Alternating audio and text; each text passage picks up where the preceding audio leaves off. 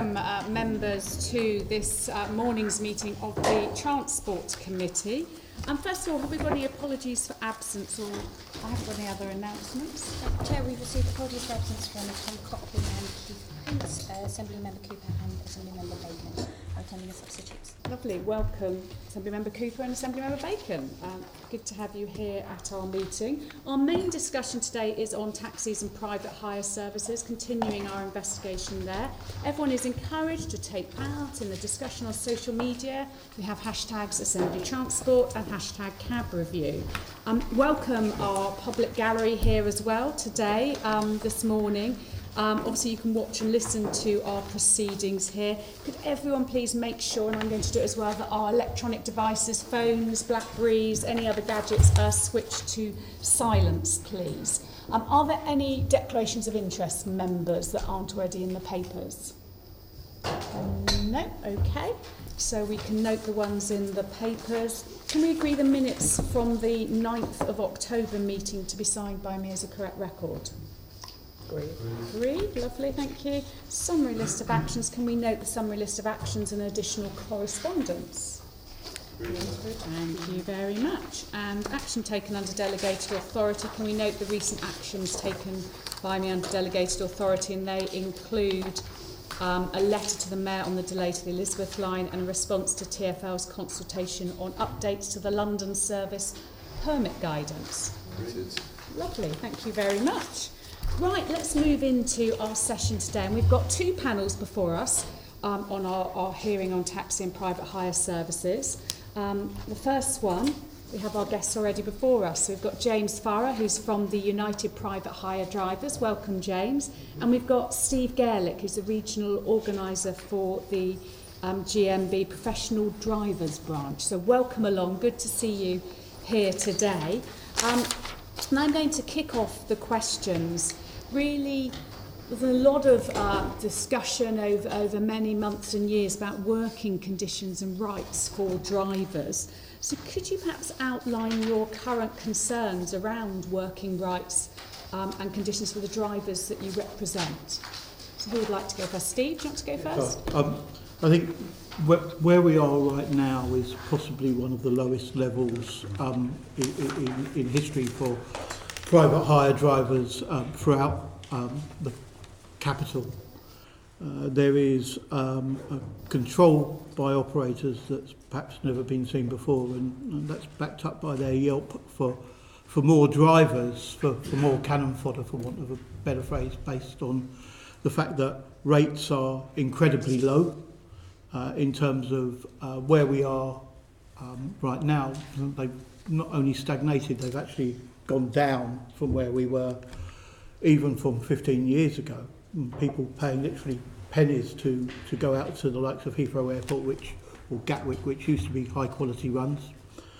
Drivers who are very reliant on having to work 6 or 7 days a week now to actually make ends meet.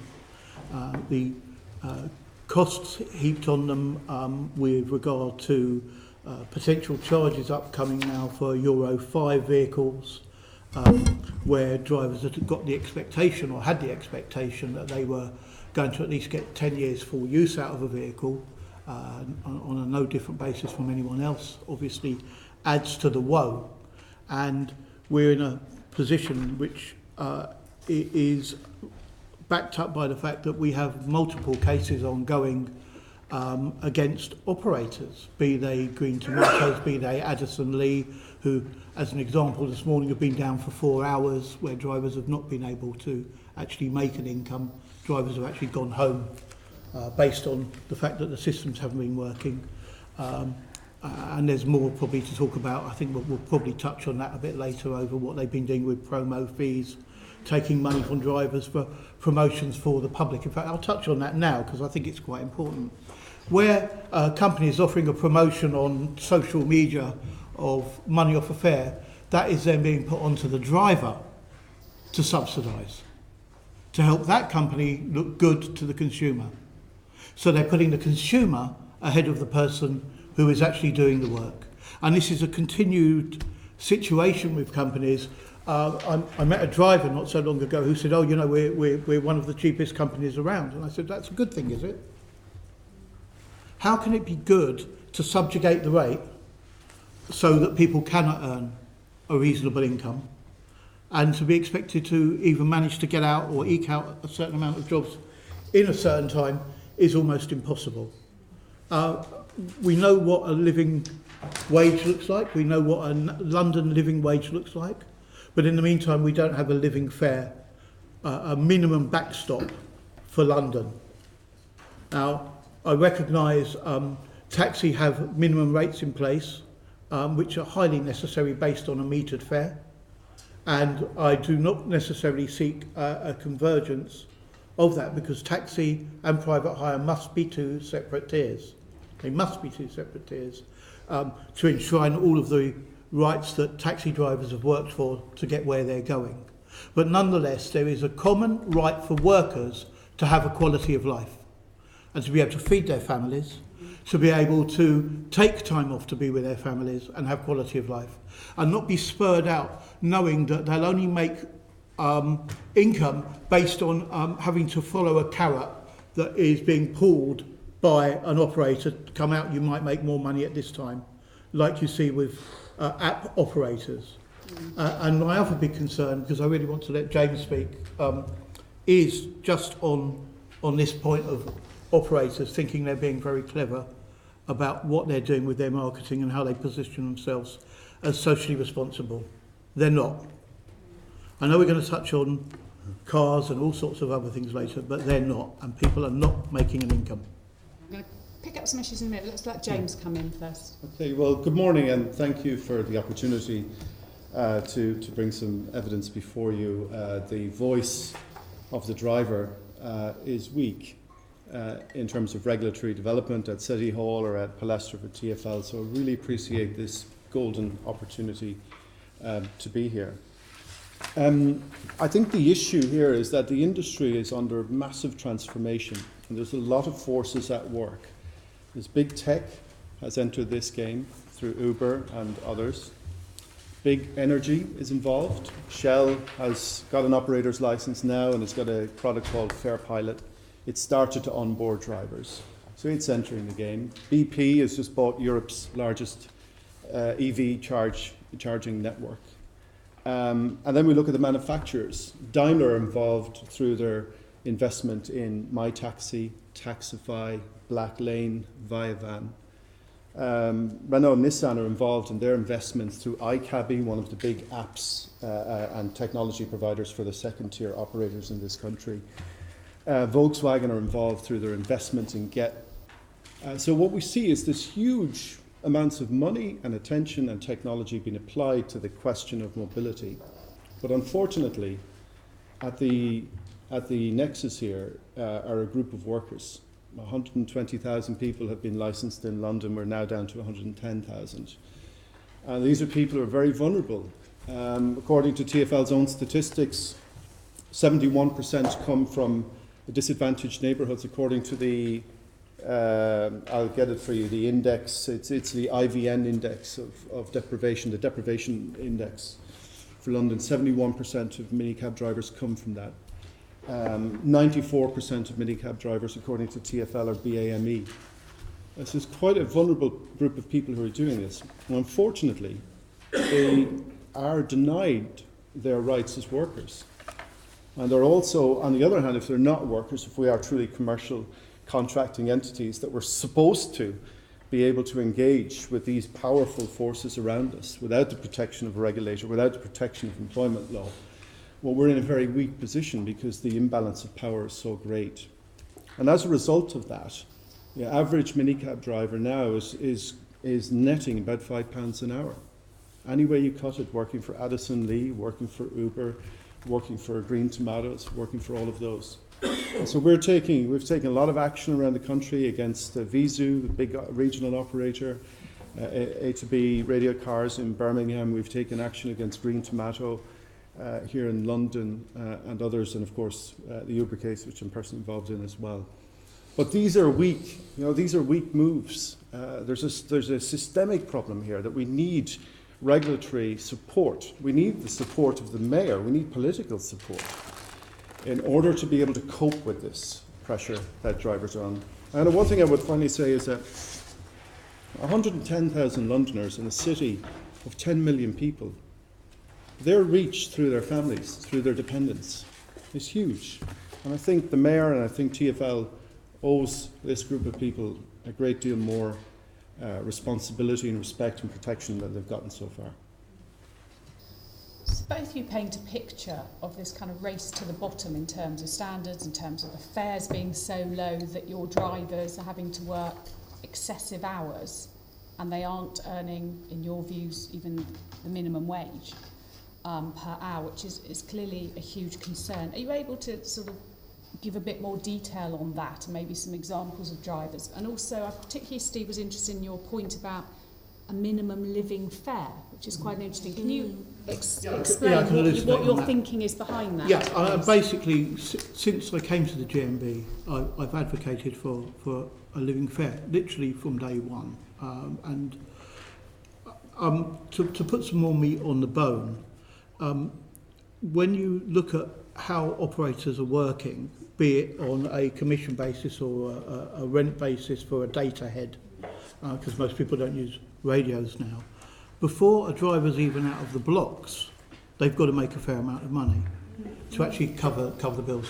When you start to look at a situation, and I'm going to use Powell, which is a product of Uber, and I use I use the term product very loosely. You have a situation where a driver is, and they're selling it as an ecological package. Let's be quite clear about this. You have a driver who starts at point A to then potentially collect a passenger at point B whom the driver doesn't know, hasn't been vetted, of course, like anyone else, but nonetheless they're being sent to collect that individual who may not get on with passenger A. They're then expected to take both passengers to different destinations which are ostensibly supposed to be en route, but don't necessarily follow a particular route, and they are then charged 30% commission. 35, pardon me. 25%. 20, no, for the pool is 30. For pool is 30, pardon me. So just 25 for the standard rate. So 30%, 5% more basically, for the benefit of helping two other people out in saving a fare, which takes them more time to complete. And then, God forbid, something goes wrong, and I can give you a very good example that happened at Vauxhall not so long ago, where a passenger argued over whether he should be dropped first or not, which descended to a point where the driver got out of the vehicle because he was being abusive to the other passenger and then was knocked out for 15 minutes and had to then stay in hospital. There is a problem. Because not only are you being asked to give up 30% of your hard-earned income to take a longer journey with more mileage, but you're also being expected to act as a referee quite often. And you can imagine on a Saturday night two opposing football fans getting into a vehicle one after the other and what that leads to. Can you explain this living fare? All right, so going on to living fare, my perspective is there needs to be a minimum base that operators should be charging within the London environs so that there isn't this race to the bottom. And based on a minimum fare, just as you would with a taxi, you can be sure that people can then start to earn a reasonable income. If we are going to move towards worker rights, we recognise the fact that some of that money has to be funded from pension and holiday and other pay from some of the commission that people pay to be able to make that work. We get that. But it's got to be at a reasonable rate so people aren't living hand to mouth or using food banks or taking advantage of other charitable means or having to live on benefits because they are not earning enough because it suits the app company to keep them at the lowest rates. Because that's how it's really working. The app companies subject people to these rates because they know once you're in, you're in. But that means that they then have to rely on other ways of subsidising their income. You can find the stats, they're there. I don't have to tell you, most people know that's the case. Why should a company be doing that? James, do you want to Yeah, I will. comment I'll on jump this? in on this a little bit. So in the Addison Lee Tribunal ruling, you can read it's on a matter of public record now. The judge in that ruling noted that it takes an Addison Lee driver 25 hours a week just to pay Addison Lee the fixed rent on the vehicle. So that's just before fueling or any other costs. It's 25 hours just to pay Addison Lee the rent for the privilege of using the vehicle to drive their customers. We know from our data that it takes an Uber driver 30 to 35 hours a week to break even before they can make any money at all. And so what you have is a push to work longer and longer hours because you have to dilute your overheads before you can earn. And the only way you can really earn is to work a lot of hours. So if you work 40 hours a week, you're going to be below minimum wage. You may need to work 80, 90 to reach a London living wage. And that's the problem. I think the population of drivers are in precarious conditions. They've been exploited at every stage in terms of the vehicle rental market as well, and so on. I'm not so sure about the living fare because I think it opens up the opportunity. The unintended consequence could be that we have a living fare. And then the operator guts that, increases their take, increases their commission, increases their ancillary additional charges to the driver, and the driver still doesn't earn any more. I prefer the New York solution, which is to guarantee a floor earnings. That's what New York have done. They've set a floor of $17.25 an hour. So that's $15 an hour plus $2.25 for a holiday. And they've set that floor. And it's up to the operator. If you cannot get your drivers across that line, of course they can make more, they're still self-employed. But if you can't get them across that line, then you need to top them up. That's already the law in Vancouver, in British Columbia. Has been for years. So these are the solutions I think that are better because it guarantees, it puts a floor in the market that's so badly needed.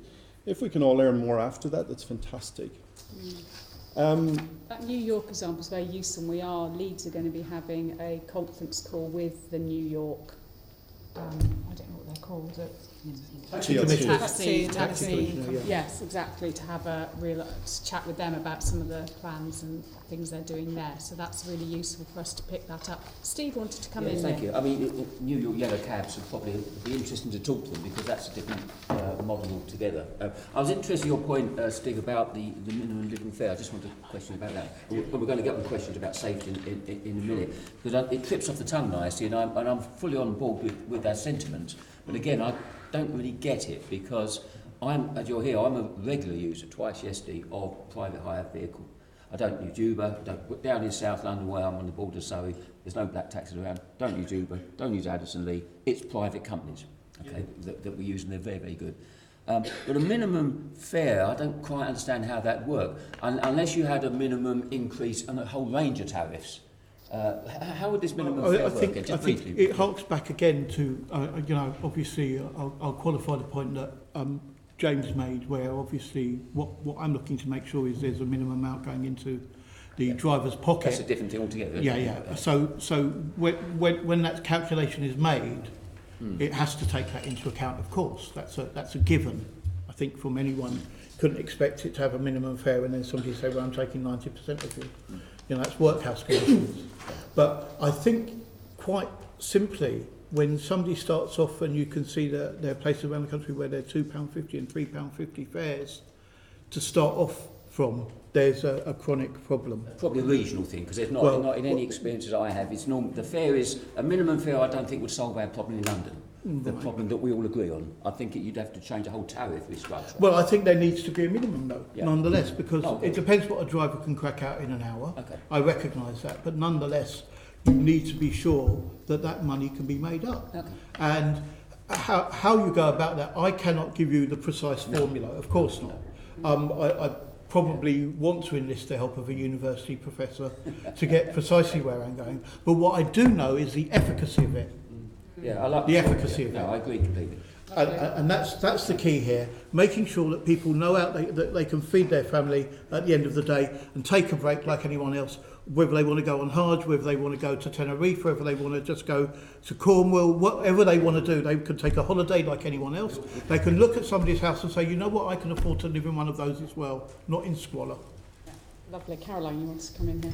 I just wanted to pick up on some of the stuff that James raised about, well, first of all, saying that the driver voice is very weak, but in particular, this idea that it's not just big tech companies like Uber coming in, but it's also the Daimler, Volkswagen, BP, the kind of big oil companies. So I think I hadn't sort of appreciated quite how much those very big companies are getting into this. So it's not just that the drivers are dealing with exploitation from Uber that we all have heard about, but actually there's a whole lot of other businesses that are coming into this market. And I'm just wondering what you think that TfL should be doing that they're not doing to actually tackle, we saw how Uber came in and no one had their eyes open, and they've created a fair degree of chaos in London in all sorts of ways.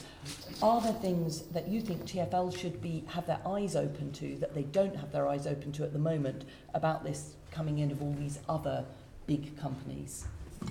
I think that's a really important question. I think TfL has the work cut out. The industry has changed so rapidly. When Addison Lee was the big player, and there was a certain amount of indulgence with, once in a while with Addison Lee, but now it's completely changed, and I think TfL's capacity needs to change with that too. And you're right, Uber came in, disturbed things, and what we had is this situation where, we had a culture in Uber of, as Mark Zuckerberg says, Uber is going to move fast and break things, whereas TfL was moving slow and breaking things too.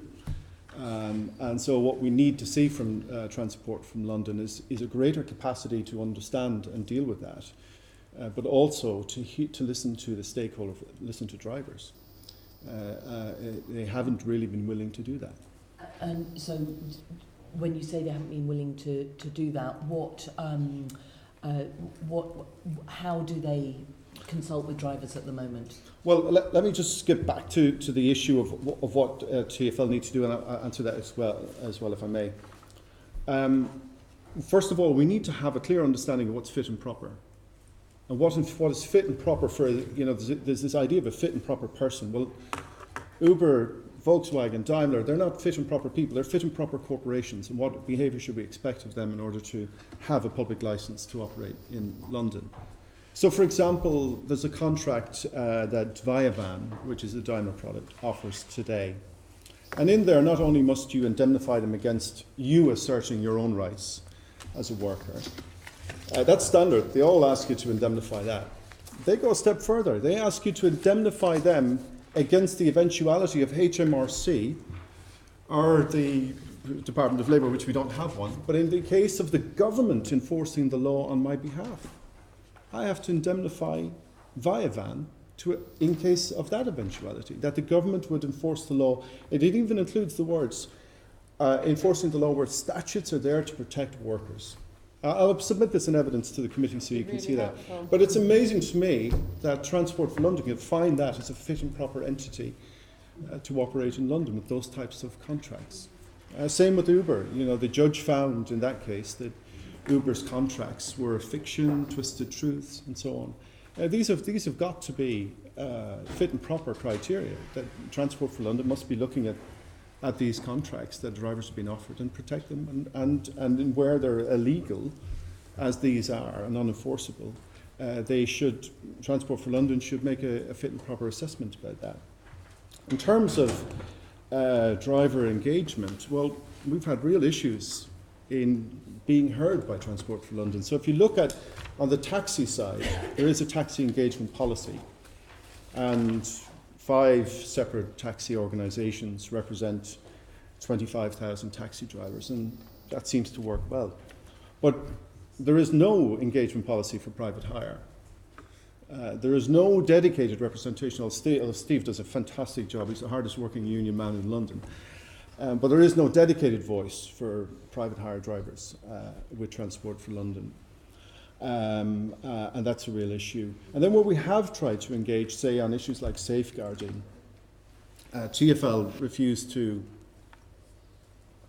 meet with us, and just on that topic, to the point that we had to go to the press and launch a change.org petition to get TfL to publish sexual assault data in amongst private hire drivers. And in the end, we started to meet with the cab enforcement unit directly ourselves, but we were dismayed to find out that engagement was rapidly withdrawn from us 1 month before Uber's lost its licence because of safeguarding problems last August. And we made an IOPC complaint, and 6 months later we get a letter from Metropolitan Police saying that TfL instructed them to disengage with us, to not work with us in safeguarding. Now, I've asked for an explanation and an apology for that, and I still have no explanation, certainly not an apology. I can do without the apology, but I think we need to understand why it is Transport for London would tell the police to disengage from us. Now, under Inspector Blaney, they did. Under Jess Sandu has been wonderful, and we worked with him directly. But he has advised Transport for London that they should be working with us. So we do meet them on the side, but we're not part of the proper stakeholder engagement process. We don't attend the compliance meetings. We're not informed. And the Metropolitan Police have issued guidance. They've advised Transport for London that they should be engaging with us, but Transport for London have disregarded the Metropolitan Police's own advice on this. So I think there's a lot to be learned here about how to do things better in the future. Thank you.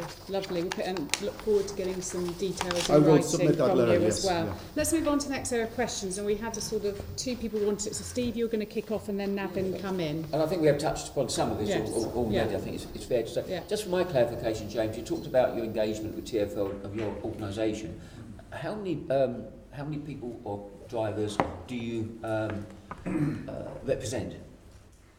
Are you able to put just my information, that's all really. Well, look, we have open disputes here in London and throughout the country. We're just involved in quite a bitter dispute with Addison Lee and I'm Luton sure there's at the individual, moment. because you talked about those, but Yeah. just because when I was cheeky with my two drivers yesterday, two different drivers took me to and from having a pint, and I hadn't heard the organisation. Can you just give me an idea, because this might lead on to questions later about the challenge you've thrown at TfL about engaging with you? We consider our membership numbers confidential. I can say with some authority Give us an that idea. Is it several Give me a thousand? Is it a couple we're of the hundred? largest in the UK for private hire drivers Yes, now. that at the may moment. not mean a massive Are we talking amount of, I thousands? would be very tens happy of to submit the thousands? number in evidence to you directly. Would that be okay? This is a positive conversation. I was just interested. But it's for strategic reasons we have to be careful on this issue. all right. It's a large number. Yes, it's it not is. just a handful. We're growing about 7% a year. We've got elected committees in London, Birmingham, Nottingham, Northampton, Bristol, So it is. Glasgow. Yeah. It helps us to have an understanding. Yeah, and you may have seen our strike on the 9th of October. Okay, that's really helpful. So we've heard, and I'm completely on side about the length of hours, and I agree with Steve completely about the length of hours that many of these guys and girls are having to work. I agree completely that many of them are coming from, because I have conversations from parts of my constituency that are disadvantaged, and the proportionality around BME is significant. And I know for chatting to these guys that the hours that they've got to put in, and the hours that they've been working when they pick me up at 10 o'clock after a pint, because they've started working probably 6 o'clock that morning or something, or they're going to be working all the way through to 6 o'clock that. So I'm on side completely on that. So, but there's a safety issue there, and that for me, sitting there. And I think that's something we want to have a conversation about. So this is about the consumer, the customer, that is with that driver who's been working already 10 hours, perhaps, and tired. So would you agree, and would you like to comment on the safety of passengers in the context of what you've just been talking about, either of you?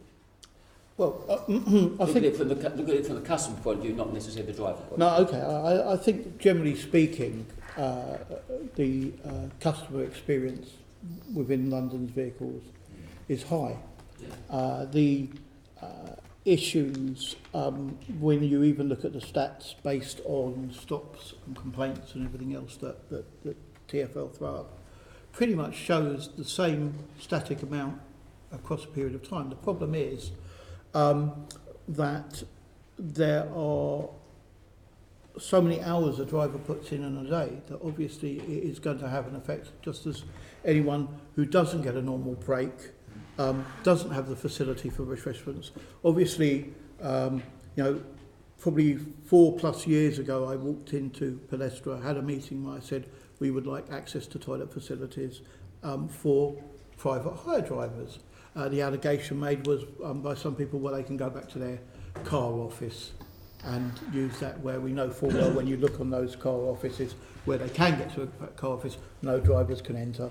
So this was touched upon by an earlier report by this committee, so I get that completely, that the drivers need opportunity to have breaks, opportunity to have use facilities, etc. But they're being driven by this economical driver. They are oppressed by the rates they're on, and by the expectation of an operator. And if you fail to do what an operator does, and you've been out 13 hours, and you want to do a trip back to home immediately without actually taking a passenger, and then you incur the wrath of the operator by not taking a job, you find yourself switched off and maybe not able to work.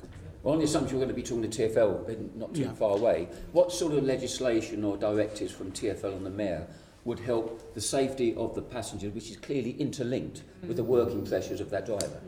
Well, I think certainly when a licence is granted, James to the operator. To the operator, James touched on fit and proper.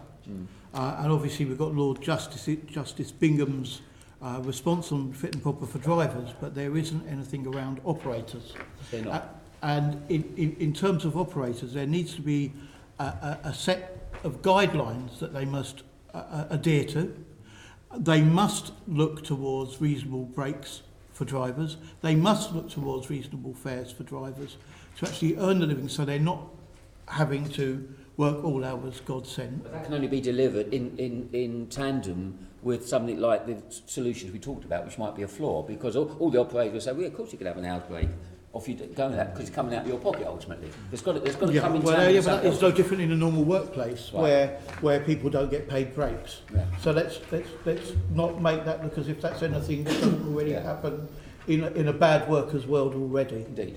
Yeah. So from my perspective, there's not that many great folk out there really doing the best by their employees. There's plenty of good ones, but there's many more. It's outweighed by the lousy ones. So your mechanism is actually writing into the operators' licence conditions some of the solutions and options that we're talking about. Absolutely, because when you have a driver who doesn't get his rent back, or because the company folds and then they open up a few months later, and they put in money for a vehicle and they're £3,000 out of pocket, and the operator starts up again, or they move somewhere else, the director. How right is that? No, James, you've got sorry. Yeah, I think at the root of the issue is an economic question. Is you've got to cover your costs, and you've got, if you're breaking even 30-35 hours a week, that's when most people are knocking off for the week, and drivers only starting to earn at that point. That's the number one problem. I don't know a single driver who wants to be out on the road longer than they have to be. But I think other things could help. Steve touched on this. In the old days, private hire drivers could return to a base and rest. That's not possible with the big app companies at the moment. There is no base, and you're in central London. Where do you stop? And I think the problem we have is that we haven't developed the operating infrastructure to support that type of model in London. So we have 40,000 Uber vehicles running around London, but they've got nowhere to stop. And I think we need to have at least 4,000 rest areas, stopping areas for private hire vehicles in London, and that should be either funded from the licence fee, or the operator should be funding that. Thank you, Chair. And that would reduce congestion and also ease things for drivers. I don't want to come in, then I've got Sean. Yeah, I mean, I want to first pick up the issue about legislation and the changes which are really urgently required. And obviously, as we know, that PHV drivers are not subject to road transport working time regulation. I think it's 2005. Yeah. But DFT, in its own review, has recommended to government that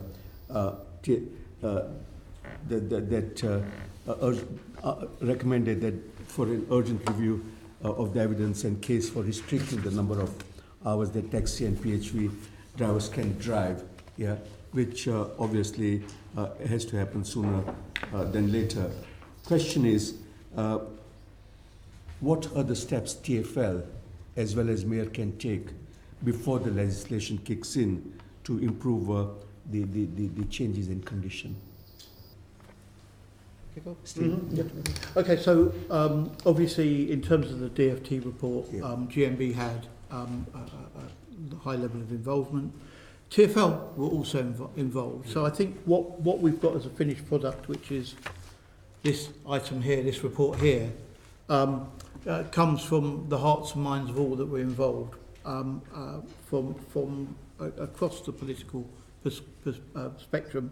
I think we can all agree that when it comes to private hire and taxi issues, this is an apolitical matter, and everyone just wants the best for the travelling public when it comes to that. So what we've got here is an apolitical report, and I think the basis of it is a move in the right direction. Obviously it speaks towards worker and driver rights, it speaks towards control over operators and how they operate. And I just want to come back to one of the points made about operators from outside the country.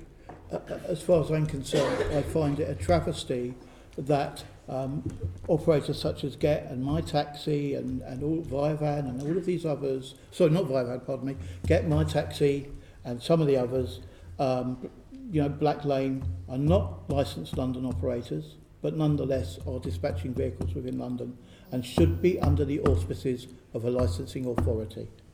They're having their cake and eating it. They're not paying back into the economy themselves, from my perspective, and this counts. So within this report, there's talk about legislation for these.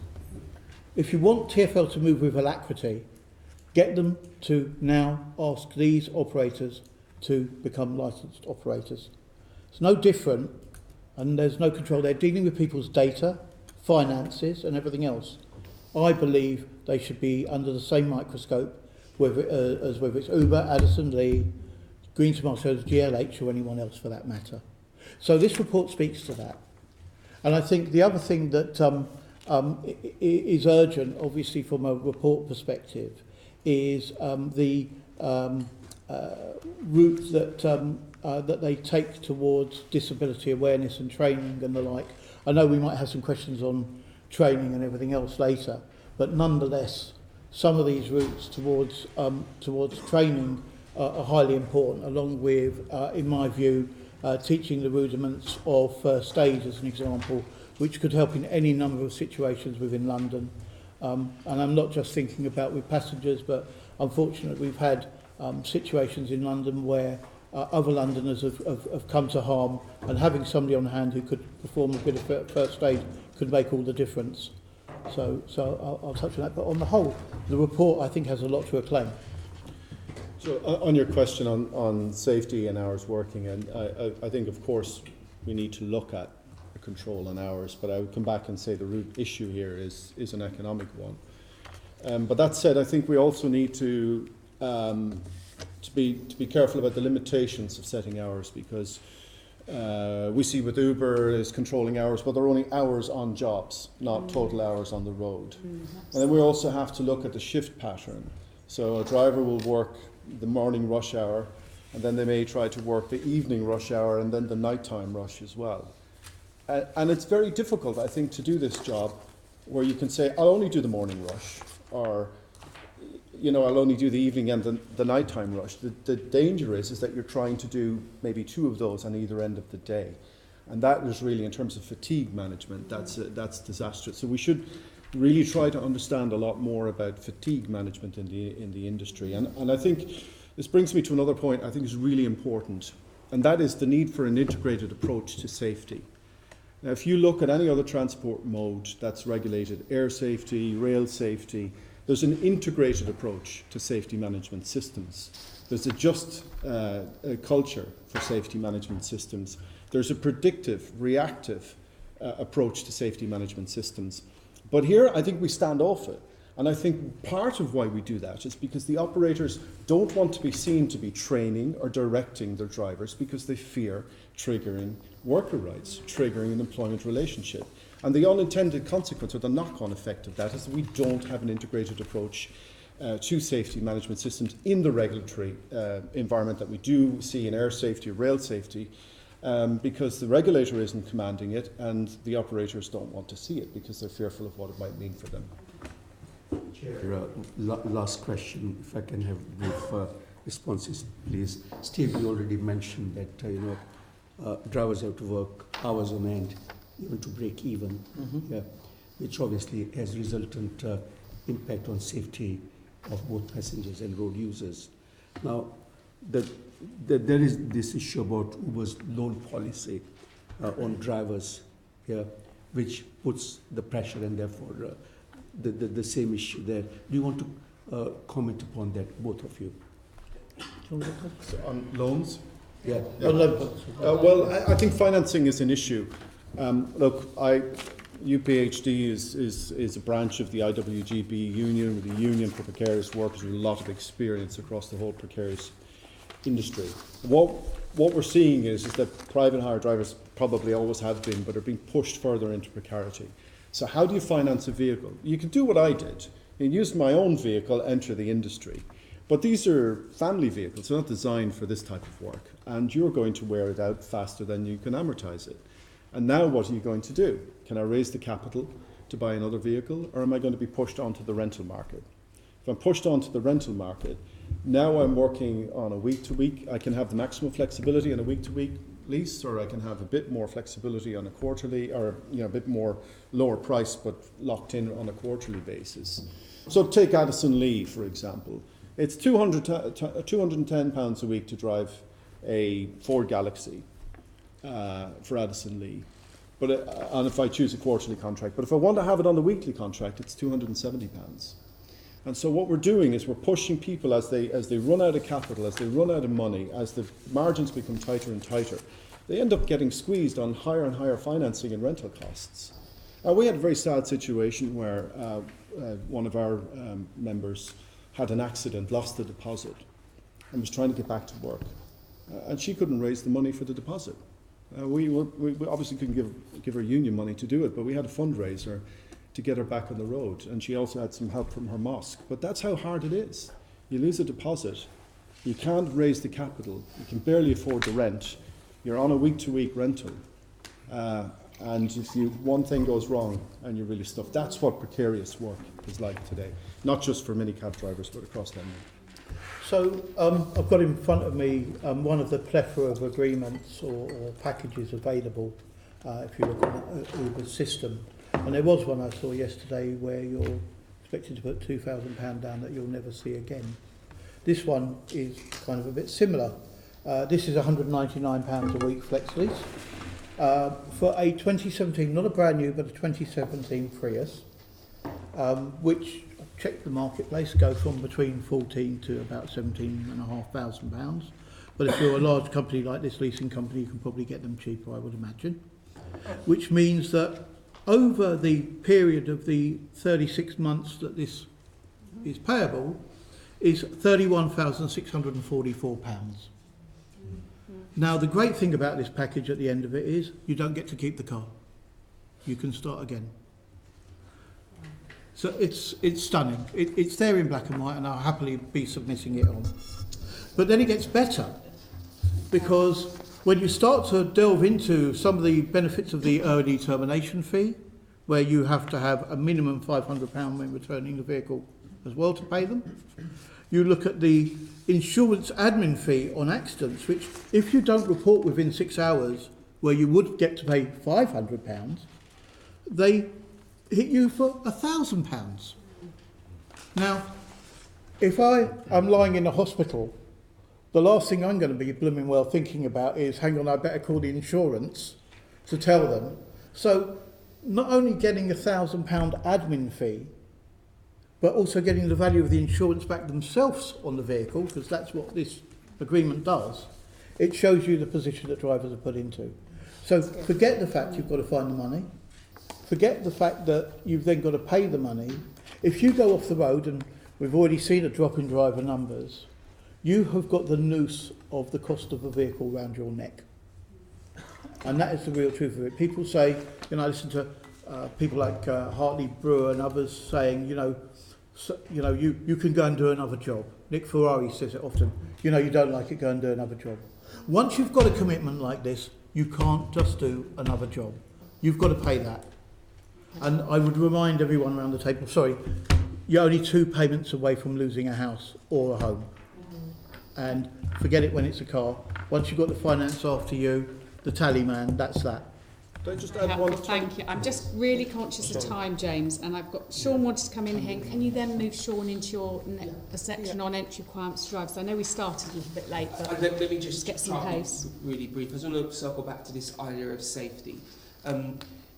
What sort of statistical evidence have you had that the number of accidents have increased as driver hours have climbed? Because it really seems like to make any money you have to work significantly more hours than you would have had traditionally. Has that had an impact on how many accidents we're having? I think the statistical evidence that TfL have that claims there's a higher amount. I think the only evidence I can hearken to is the fact that insurance premiums seem to have increased based on you know, the fact that obviously insurers have come into the market. Plenty have left now. It's a tighter market to actually even get a vehicle insured, and that's another point. £2,500 to £3,000 for some drivers to put a vehicle on the road. Look at that as a cost out of your pocket every week. I mean, that's eye-watering. So from a perspective, unfortunately, when you look on social media, whether we like it or not, there is a problem over daily occurrences of accidents, and that is because people are rushing, cutting corners. Yes, you know, they are interacting with devices, which we know is illegal. We know that we need legislation over using apps and how we interact with phones to make sure that drivers are safe.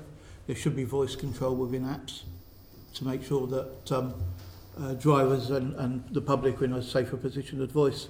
You know, if you look at Waze, you can't even you know, work with it as an item unless there's unless you're stationary. You know, there's got to be some control here. Okay. In the interest of time, I'm going to move on. I'm going to focus on entry requirements for drivers. So, what are your views on TfL's proposal to toughen up the entry requirement for private hire drivers? I know there's been a lot of consultation. There's been lots of conversations around the English test entry requirements there. What's your view? What's the industry, the drivers' view on all this? Well, I think it's been a little bit unfortunate the way TfL has gone about this. You know, on one hand, we've brought a lot of people into this industry, and you know, they've entered a world of precariousness in terms of financing vehicles and so on. But then, once they're in the industry, they're at threat of getting thrown out on renewal of the licence if they can't meet the English language testing requirements. And I think that's a shame. There's a lot of drivers who are extremely stressed out about that at the moment, maybe have been doing this job for 30 years and are now faced with doing a fairly complex oral and written exam in order to keep their licence. Val Shawcross, when she was chair of this committee, suggested to TfL that an English language requirement must be based on the needs of the job, but then became deputy mayor and imposed a rather more complex English language test that was unfortunately presented to the public as a package of benefits to the taxi trade. I couldn't quite understand, you know, that juxtapositioning. I think we need sensible language requirements, but I think it's unfair not to give a grandfather clause to people who are already in the industry and have invested in vehicles. And I think it should be a sensible requirement for the job. I mean, I also think if you look at the integrated impact assessment on that English language testing requirement, there's something in there to the effect that they couldn't measure the benefit of it because they couldn't find anybody that said that this was a problem. So why were we doing it? Does it feel like it's going to act as a cap on the number of drivers? Well, I would say that that's probably the true intention, but I'm with Assembly Member Duval about this. That's not fair. If you want a cap, go and get the legislation and cap. But it isn't fair to have a scorched earth policy that costs drivers who are already in a very precarious position a great deal of stress, money, risk to themselves. That's not the way to do it. That's not good policy. And just to think a bit deeper, what about this requirement to do an advanced driving test for private hire vehicles? I'm in favour of all these types of tests that can increase standards, but the only thing I would say is that what we're not seeing is investment in training. You know, you don't learn by testing people, you learn by training people, and there is no investment in training. And I heard LPHCA at this, Steve Wright, at this earlier conference talked about, you know, the commitment to training, but the reality is, if you look at the website, look at what the LPHCA was submitting to TfL in 2002 when regulation was born here, about what the requirements and the expectations of operators ought to have been. LPHCA lobbied hard against training at that time. I'll submit this in evidence. So we always, from the get-go, we've set an expectation amongst operators that they do not need to train, they should not train drivers. That it was, in that paper said it would be a waste. Why would an operator invest in a driver that is not an employee, and they would be overtrained for the job? So I think it's a little unfair to come along with, you know, fairly complex testing requirements 20 years later, but there's no provision for training, and there's no ability for the driver to pay for themselves. Are you saying that those tests should be valid? Because you've just said that. Yeah, definitely. Advanced driving tests, yes. You just said that they were hard to test for the benefit of those tests because you could find no need for them. For English language. So for English language. So are you saying those tests would be valid if there was some training? Or are you saying you don't need to test? Which one? I think if we're going to test, we need to train. Testing is not going to increase standards. Training does. Sean, what I would say is very simple. If you're going to do an advanced driving test, it's not beyond the wit of anyone to be able to incorporate an English test within that, by dint of the fact that knowledge of road signage and roadcraft has to be explained to an examiner. Now, if you can have a conversation like we are, where did you go on Friday night, where did you go, what would you do in a situation like this, how would you deal with you picking up at a theatre, quite simply, the clarity of being able to explain that without the need for a further test and further expense to the driver, when they're going to be faced with quite high expense for an advanced test, and this is what I've been saying, is a combination combine also training for first aid to make us the best of the best throughout the world. So we're envied that, God forbid, there's something bad happens, you've got drivers on who are probably nearby to be able to give that aid. But to use the crutch of a high-cost test that doesn't actually show the value of what we need for interaction. You know, in 26 years of driving, I never had anyone lean over my shoulder with a note and say, "This is what I want to tell you." They spoke to me. And that's the truth of it. You speak with people. That is what this English testing came about. It came about the fact that people wanted to know you could communicate with the driver in the instance of an issue or to change route, or that there was a medical situation or a personal situation where you needed to know the driver could communicate with you. And it's been taken to the nth degree now. Okay. Let me just move on to one final question. What's the private hire driver's view of the relevance and the effectiveness of the Mayor's taxi and private hire action plan? Steve? Well, as much as I don't want to do it, I highlighted a couple of points last night, just as by the summer of 2017, standards of driving across the industry required by private hire drivers to pass a test. I'm paraphrasing here. 12, conducting further commitments full review of in-venue operating by spring 2017. I think we can pretty much see, just by 2 points that I highlighted, and there's more there, that we're nowhere where we need to be. Okay, now, the Mayor sets down a roadmap. The roadmap is basically for TfL to then follow. And TfL, unfortunately, God love them, have not come up with the goods on this. And the plan needs a rework. It needs actually to have us in the room to make suggestion of where it should go. Can I interject, Steve? So are you saying the plan in and of itself is bad, or needs heavy reworking, or the delivery has been bad? TfL just hasn't done the work. Delivery has not been up to scratch. But I think knowing what we know in terms of the cases that are ongoing, worker cases, I'm looking at a case now that have just been stated for green tomatoes for August next year. That's how far it's going to get workers' rights cases. Knowing we've got these cases, the Mayor needs to be looking at the whole worker issue as well, which goes in line with this report here. So to improve this plan, you need to start to use this plan as well. Okay, James? I'll be very brief. I think the plan was okay. It certainly hasn't. Delivery has been poor. I point out a few things. Agreed fair estimates. That's not happening. That's not happening with Uber, for example. You don't open your app, order an Uber, and get a fair estimate. That was a clear recommendation, commitment here. That should be happening. That's easy for Transport for London to impose. The harm reward insurance was not well conceived. If a driver has taken a few months off work, he's going to have to carry that heavy insurance. Some people may be seasonally working. I think that was not well conceived. I won't go into, but I will pick out one single point though, and that is about rideshare. In 2015, there was a private hire regulatory review, and part of the terms of reference for that review was to look at the changing needs of technology, rideshare, and so on.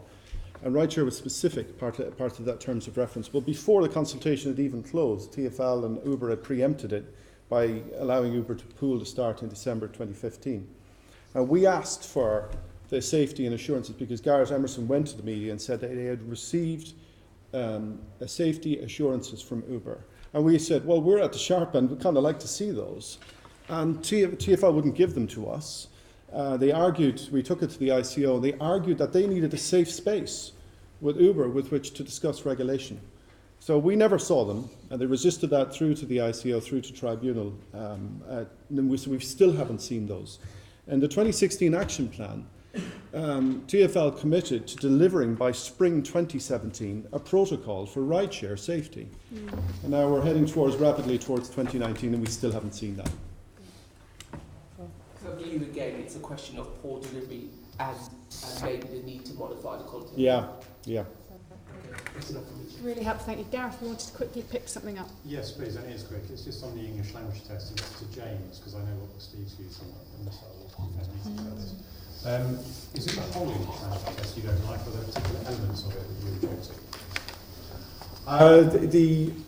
The complaints that I've heard from drivers is that, look, it's not practical. It can be quite a tricky test in terms of comprehension and writing. We need a test that has been designed specifically for the job, that helps you to do, that is clear that you can handle an emergency situation, change of route, as Steve said, right of receipt, communicate effectively in that regard. But to try and set an academic standard for this, I think, is inappropriate. So writing essays about the conditions on the surface of Mars, for example, is utterly irrelevant. It would be, but my biggest objection, I think language, I support the idea of having good language skills to do the job, but my big objection is the lack of a grandfather clause. I think that is rather cruel, if I may say so. Lovely. Thank you, Steve and James, for your evidence. It's been really, really helpful to hear that view from drivers. We heard from operators last time. Please do put in writing, because I know you've both clearly prepared hugely for today. Some of the other points maybe you haven't had time to make, or actually give us some of those examples from those contracts. But thank you both very much indeed. We're now going to swap our panels, and TfL are going to come and join us. Obviously, you're welcome to sit in the audience if you want to listen to what TfL have to say.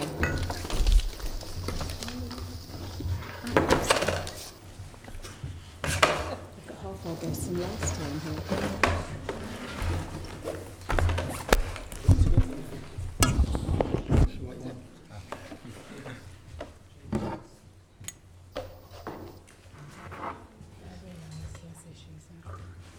TfL, welcome. Come and make yourself at home. Have we got water for Gareth and Helen? Yeah, it's just being prepared. Lovely. Thank you. Welcome. Can I welcome Gareth Powell, Managing Director of Surface Transport at TfL, and Helen Chapman, who's Director of Licensing, Regulation and Charging at TfL. New long title. And welcome back, Helen. I know you're just back from maternity leave, so thank you. Great to have you here.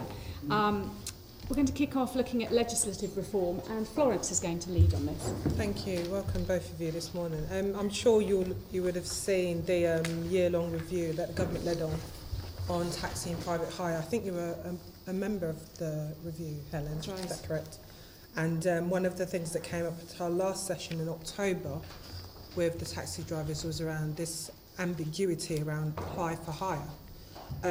Recommendation 5 of that report states very clearly, as the law stands, applying for hire is difficult to prove and requires significant enforcement resources.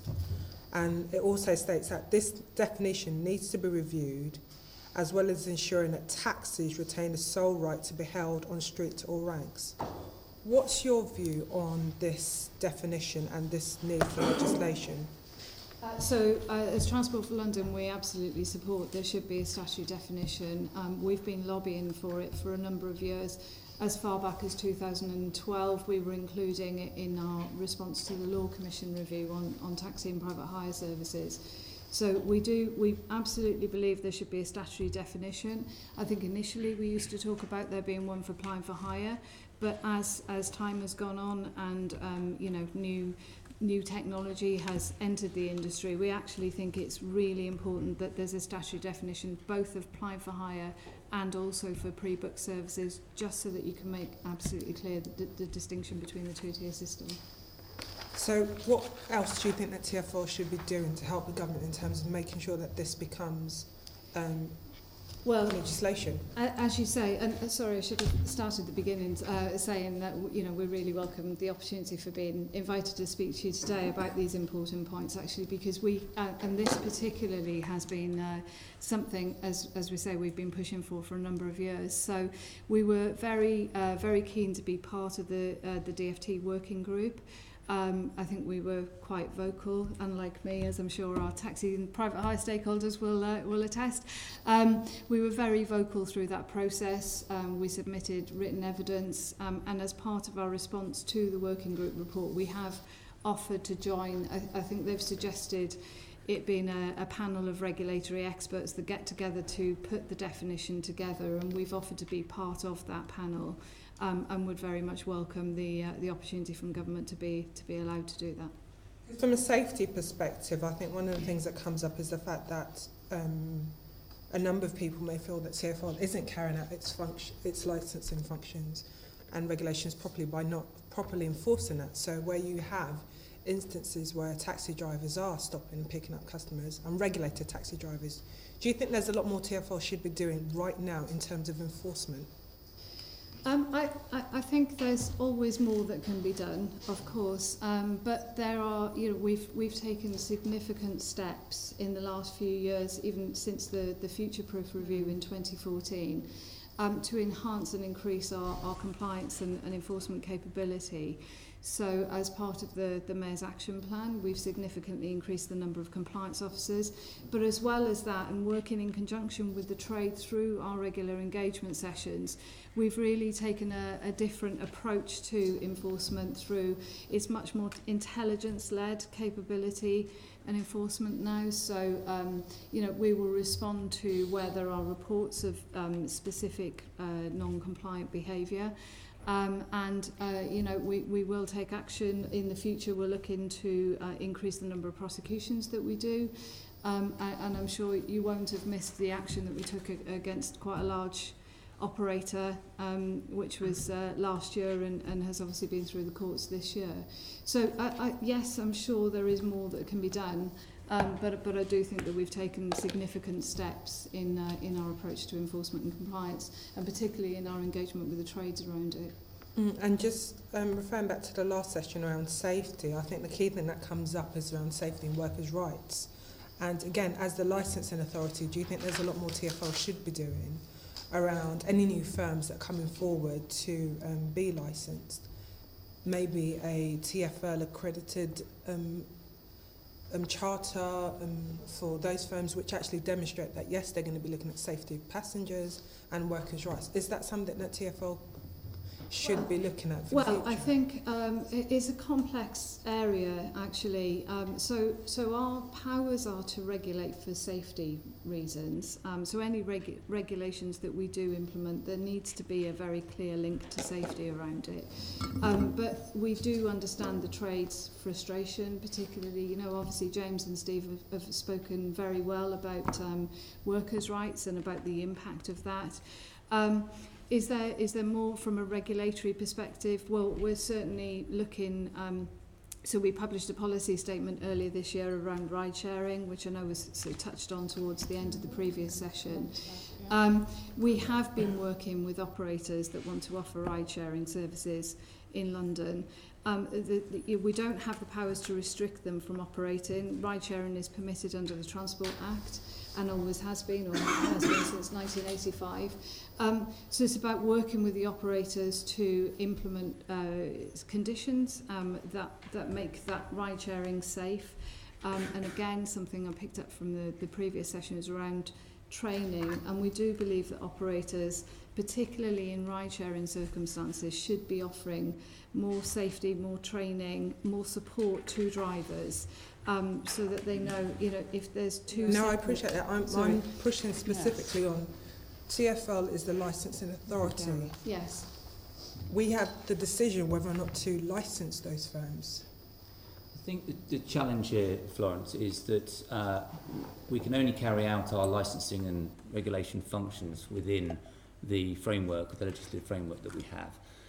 I was listening, very carefully to the really good evidence given in the previous session, and you can absolutely see the issues in the marketplace as described in the previous session around workers' conditions, around the ideas around minimum fares and so on, and wages. The fact is that Transport for London doesn't have the ability to regulate fares in the private hire industry. That isn't something that we're able to do. We are very keen to support to make sure that there are good working conditions for drivers in the industry. And the methods for which we have to do that is working with operators at the moment, because we haven't got the precise legislative framework necessary to be able, for example, to take enforcement action against conditions that were given. So it's something that we're very keen to look at, we're very keen to explore. We're very keen to work with government where they need to bring forward, particularly on working hours, where we think there is a direct relationship to safety there, and we really do want government to be able to give powers to licensing authorities to be able to deal with those issues. But at the moment, that isn't something that we can directly enforce in the way that you're asking for.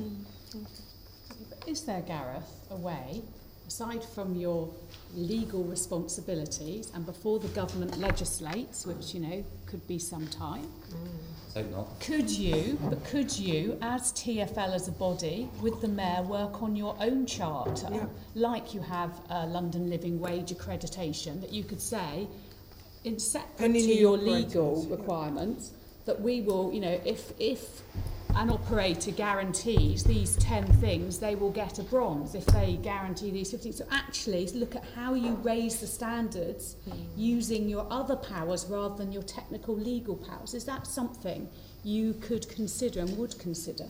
Absolutely. I mean, that would be a great suggestion for us to look at. I mean, we have been very careful to ensure that there is a distinction, exactly as you suggest, between the things that we can require under our powers, because they are regularly tested in court action by interested parties, as you understand.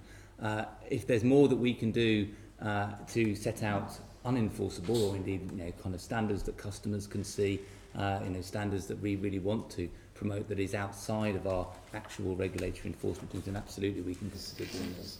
Yeah, that would be great, because I've got that in the TfL's response to the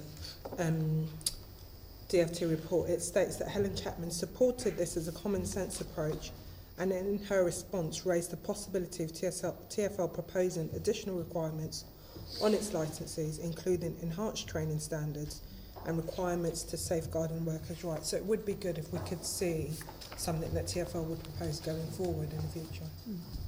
Okay, well, I'm sure we'll pick that up. I think we are concerned that there's a race to the bottom, and it's how to what your legal thing, but how can TfL, as a good body and the Mayor of London, look to drive up standards?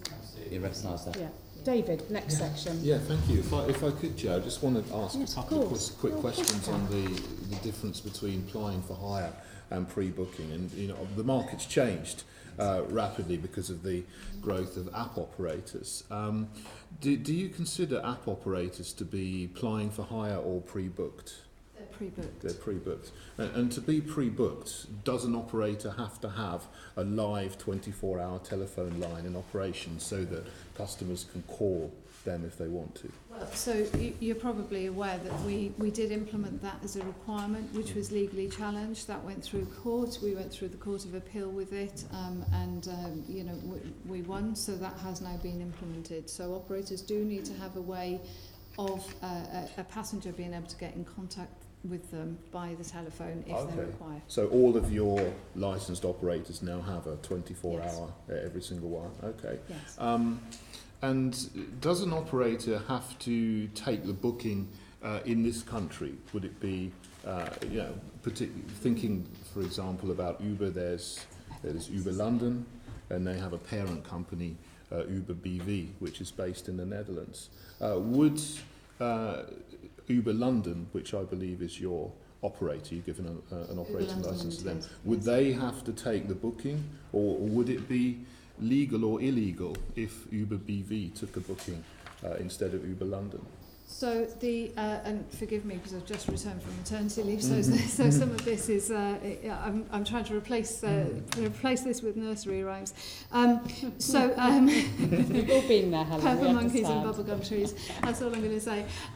So the bookings need to be held at the London Operating Centre. So I don't want to get into the specifics about talking about individual operators, but for all operators, the requirement is that the bookings are held at the operating centre, which is in London. Okay, all right. Well, thanks. So I just wanted to clarify that before I move on to my main section. I'm going to ask you on this on the Mayor's action plan, and obviously he put together the taxi and private hire action plan in 2016. What do you see as the successes and failures of that plan so far? And is there any plan to make another plan, if you like? Is it going to be? Is there going to be a new taxi and private hire action plan launched to update the previous one? Well, I think the items in the action plan will still remain valid today, and we have implemented a number of those items. So the English language requirement, which of course I understand there are differing views on, and you've just heard some evidence on that. There's the card payment requirement for taxis, which has been implemented for quite some time. So there are a number of items within the action plan that have been delivered or are on track to be delivered. So there was quite a big consultation that we held earlier this year, which closed on the 25th of June. And we are analysing, we had over 5,000 responses to that. We're analysing those responses, but within that it contained a number of items that are in the Mayor's action plan. One of the things that was said in the previous panel was about the English test, that there was no one, not many people were asking for an English test. I would personally disagree. I think it's very important that all taxi and private hire drivers are fluent in English. And what is the standard of the English test that you are implementing in terms of the EU standards? I don't know if you're aware, A1, B1, So C1, those systems. So level B1 is the standard required for the English language test across 4 facets. So speaking, listening, reading and writing. And just to put it into context, level B1 is approximately age 11 standard. What we are saying is that anybody, there are a number of exemptions actually from having to sit the test. So if anybody sat a for example, a GCSE, not necessarily in English, it could be a GCSE in geography, but that we would accept that as evidence. And actually on our website there's a number of things that we would accept as evidence, but the standard is sort of early secondary school level, and the written element of the test is approximately 100 words. What we recognise, and I think we've publicly announced, is that we do understand that writing a comprehension or a short piece on the planet Mars isn't necessarily relevant to being a private hire driver. Well, not yet anyway, who knows in the future. And so we are working with the providers to bespoke the written element of the test to make it very relevant to being a private hire driver. You mentioned B1 standard is lower intermediate. You just mentioned age 11. I mean, surely if someone is dealing with customers, they need a higher level. They need to be fluent, especially in their spoken and listening English, because they need to be able to interact with anyone that they come into contact with. I mean, maybe you could say B1 for written English, but surely spoken and listening, speaking and listening needs to be of a higher level. So, I mean, I would certainly support you in, making the test as stringent as possible to ensure that, all taxi and private hire drivers are fluent in English. I mean, what are you going to, make sure that everyone is fluent in speaking at least? Well, we test everybody on their ability across the four aspects, and I can only speak for from experience with 11-year-old children. I think they are very, very fluent. We having looked at the different testing levels, and we spent quite a bit of time doing that before we implemented the test. We felt that level B1 was the appropriate one. On the written and the reading side, yes, drivers might not have to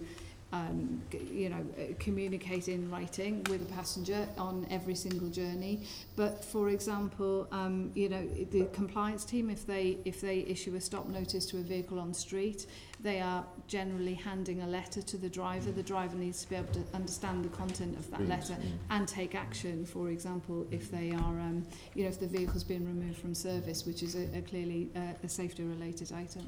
I think, David, we remember here that we're not trying to take past judgment on a level of customer service or something. What we're really trying to do is to look at the level required for safety. And so, everybody will have a view on the different levels that might be required. B1 is the one that the team found to be the basic level, the minimum level required for communication for people in the event of an emergency. So there are obviously different aspirations for different standards. We are also sympathetic to the fact that this is an industry that does need to be open to a wide number of people to be able to come and do and to be able to fulfil this role in London. So we have to take everything into account. Oh, well, I understand your position. Okay, I understand your thoughts on this. One of the things I think was in the action plan was about hire and reward insurance, and possibly bringing in the need for operators to have fleet insurance, because then that would solve the issue of people getting hire and reward insurance and then ditching it after a couple of weeks and then just getting on-off insurance or a level of insurance that doesn't properly cover them for accidents. What's the situation on that at the moment? So you're probably aware, so we included that in the consultation that closed in June. As I say, we've had quite a large response to that consultation, so we are still analysing the responses. Insurance is quite a complex area. I mean, the Motor Insurance Bureau effectively are the backstop for insurance if somebody doesn't have the right level of insurance. So from a passenger safety perspective, they are covered because there is an insurance in place, whatever that looks like. So currently the requirement is for hire and reward insurance at all times when undertaking private hire bookings. We've explored that through the consultation, including fleet insurance and whether that would be appropriate for operators, but we haven't yet taken a decision, and I haven't reviewed the individual consultation responses. I absolutely understand that's the requirement, and it's a good requirement to have, but in practice it's not always happening that way because people are circumventing the rules, and doing what they're not supposed to be doing. So, fleet insurance would be a way of ensuring that individual drivers cannot circumvent those rules, because you can make the operators have the fleet insurance. And I think this is something that a lot of people in the trade have offered as a solution. I think it's a very, very good solution. So I hope that you do take that on board and implement it. It's obviously there under consultation and discussion. The issue of safety has come up, and particularly I think we're talking about a lot of private hire drivers who don't have anywhere to stop, maybe driving around for many, many hours a day. And also there's the issue of looking at apps and phones, which can obviously distract drivers and then cause accidents. What are you going to do to cut down on that problem? Well, clearly, private hire driver, like any other driver, needs to comply with legislation when using a handheld device. That legislation is obviously applies to everybody and is set nationally. So it's really important that that is the case and that they are able to do so. Clearly, we have to, and it's unfortunate, in many ways that the speed of legislation is very, very hard to keep up with the latest innovation in technology, as you know. And as was said before in the previous session, there has been a huge amount of change in a relatively short period of time in this industry. We are keen to enforce the very highest standards of safety within the regulatory powers that we have. And we're very keen to make sure that is the case, whether that is in the black taxi trade, in private hire and so on, to make sure that we really do have very high standards of safety. So, the straight answer is any rule that applies to anyone driving a vehicle in terms of use of handhelds must be complied with by somebody using a vehicle who happens to be a private hire driver. So should they be stationary if they touch their screen or look at their screen? Well, I'm not a... Or take it, take a booking. If someone's moving and they're touching their screen and looking at it, they're not concentrating on the road. So should they be stationary every time they take a booking? And absolutely, in the same way that you might be looking at your radio, or you might be touching a touch screen on your sat nav and so on. There are a variety of different models that are available in vehicles and for handhelds at the moment. We can only do what the law allows us to do, and the law in this area is set, in terms of needing to be a properly handheld device and fixed and so on and so forth. But the application of that is a matter for the criminal process, actually. So if someone is not stationary when they are touching a handheld device or looking at it, then that's a criminal matter. Is that what you're saying? I'm not an expert in the application of that. I'm the managing director for Surface Transport and Transport for London. What I'm saying to you is we apply the same standards as everybody else does, because it is a police matter if somebody is using a handheld device inappropriately while at the wheel of a vehicle, and rightly so, because it's a safety issue. Well, I haven't heard you say yes or no, but I'll take it as that's the answer you want to give. David, straightforwardly, that's because I don't know every circumstance tested by law in this area. I'm being honest with you, because all I'm really trying to say from a TfL perspective, we are very keen to improve safety standards, and this is a matter that is controlled by law for everybody. And I'm absolutely adamant that the use of handheld devices in vehicles on our roads, when it is not done in accordance with legislation, is not safe and should not happen. Well, I'll take that as that's your answer. Okay. Well, thank you, Chair. Okay. Can I just pick? I've got other members wanting to come in. Let me just pick up the ranks action plan. Are we going to get an update on that? And can you also pick up in that evidence that I've seen that some of the new Crossrail stations, boroughs, are blocking having taxi ranks outside. I think particularly from memory it was Ealing and places are saying no to having a taxi rank outside these new stations. So the taxi ranks action plan, no doubt it is in my notes somewhere, but I believe we've now exceeded the 100 taxi ranks by some margin. But we can provide the figures to you. So the target was to increase the number by 100 by 2020. So we've already increased over the 100. With still some time to go between now and 2020. Obviously, the work doesn't stop. We'll continue to work and deliver more and more taxi ranks. And we work very closely with the taxi trade on that. They have a cab ranks committee, and we make sure that we attend every month. And we try to help them, and they help us get some impetus behind getting the road space. In terms of the Crossrail ranks, it's something I've just been made aware of, obviously just returning to work. So we are working, so 20 of the 30 Crossrail stations do have taxi ranks or plans for taxi ranks. We're working to look at where would be appropriate to put taxi ranks at the remaining Crossrail sites. And also the trade has raised some concerns about plans on some of the 20 for exactly where the rank will go. So I think there's a piece of work that we need to do, including engaging with the trade around it, just to work out exactly how do we put these in places that are optimum for the public. And I think, if I may, that it's really important that we do have good taxi rank provisions around stations, particularly Crossrail stations, a brand new piece of infrastructure. It is going to be a railway that's fully accessible. It's very important, therefore, that taxi ranks are located in areas that maintain that accessibility, and one of the great features of our black taxis are that they are accessible vehicles. Not in all cases, as you know, is it a Transport for London road that is proximate to where those stations are. Therefore, it is the responsibility of the borough. We work really hard with them to get provision. We haven't got there on, as Helen says, 10 of the stations, but we're very keen to make sure that that is the case. Thank you. And I've seen Sean, then Gareth. Just a quick thing about the apps, and then I want to speak to you about this test. Couldn't you do something about the app in their for them to get an operating license? So couldn't you just ask them to make the app blank when the vehicle's moving as part of their operating license? I think it's obviously an interesting suggestion. I think we'd need to look at that and understand whether that would be overstepping our powers in doing so. But it's certainly something we'll take away. It's just a suggestion, and I'd argue that, and if you're so het up about how unsafe the apps are, which I happen to agree with, it doesn't feel like it's overstepping your powers. I leave that with you to deliberate. It's just a suggestion.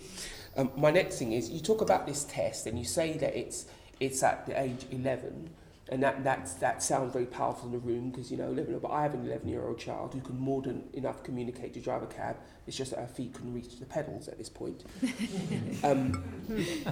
I wonder, is anybody focusing on what the reality is to be a cab driver and what you're actually going to be doing on a day-to-day basis? And the real point is that a lot of cab drivers who've been cab drivers for many, many years simply wouldn't have the sort of the academic prowess to do a GCSE, but will certainly be able to drive a cab and communicate properly as they've been doing for years. It just strikes me we're picking all of these, academic tests that the likes of us who have done them feel are easy, but actually, what are they going to do to people who are in the trade and have been in the trade for years?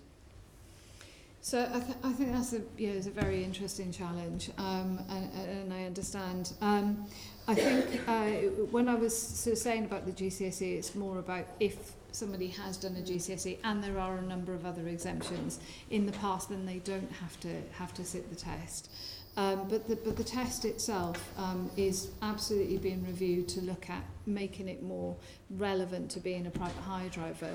As you say, there's certain circumstances that a private hire driver will come into every day, none of which involve being on the surface of Mars, but all of which involve potentially conversations about fare transactions, about locations, about a particular route. About a particular train to catch. So we're looking at the test to make it more relevant to that, which obviously will ensure that anybody undertaking the test will be more in their comfort zone about doing it. It's an interesting point. I think we sort of heard from the first panel about grandfather rights and things, but actually when we've looked into that wouldn't be fair. There's a sort of proportion argument, and the fairness in saying anybody who's already a driver is exempt versus anybody new coming into the industry.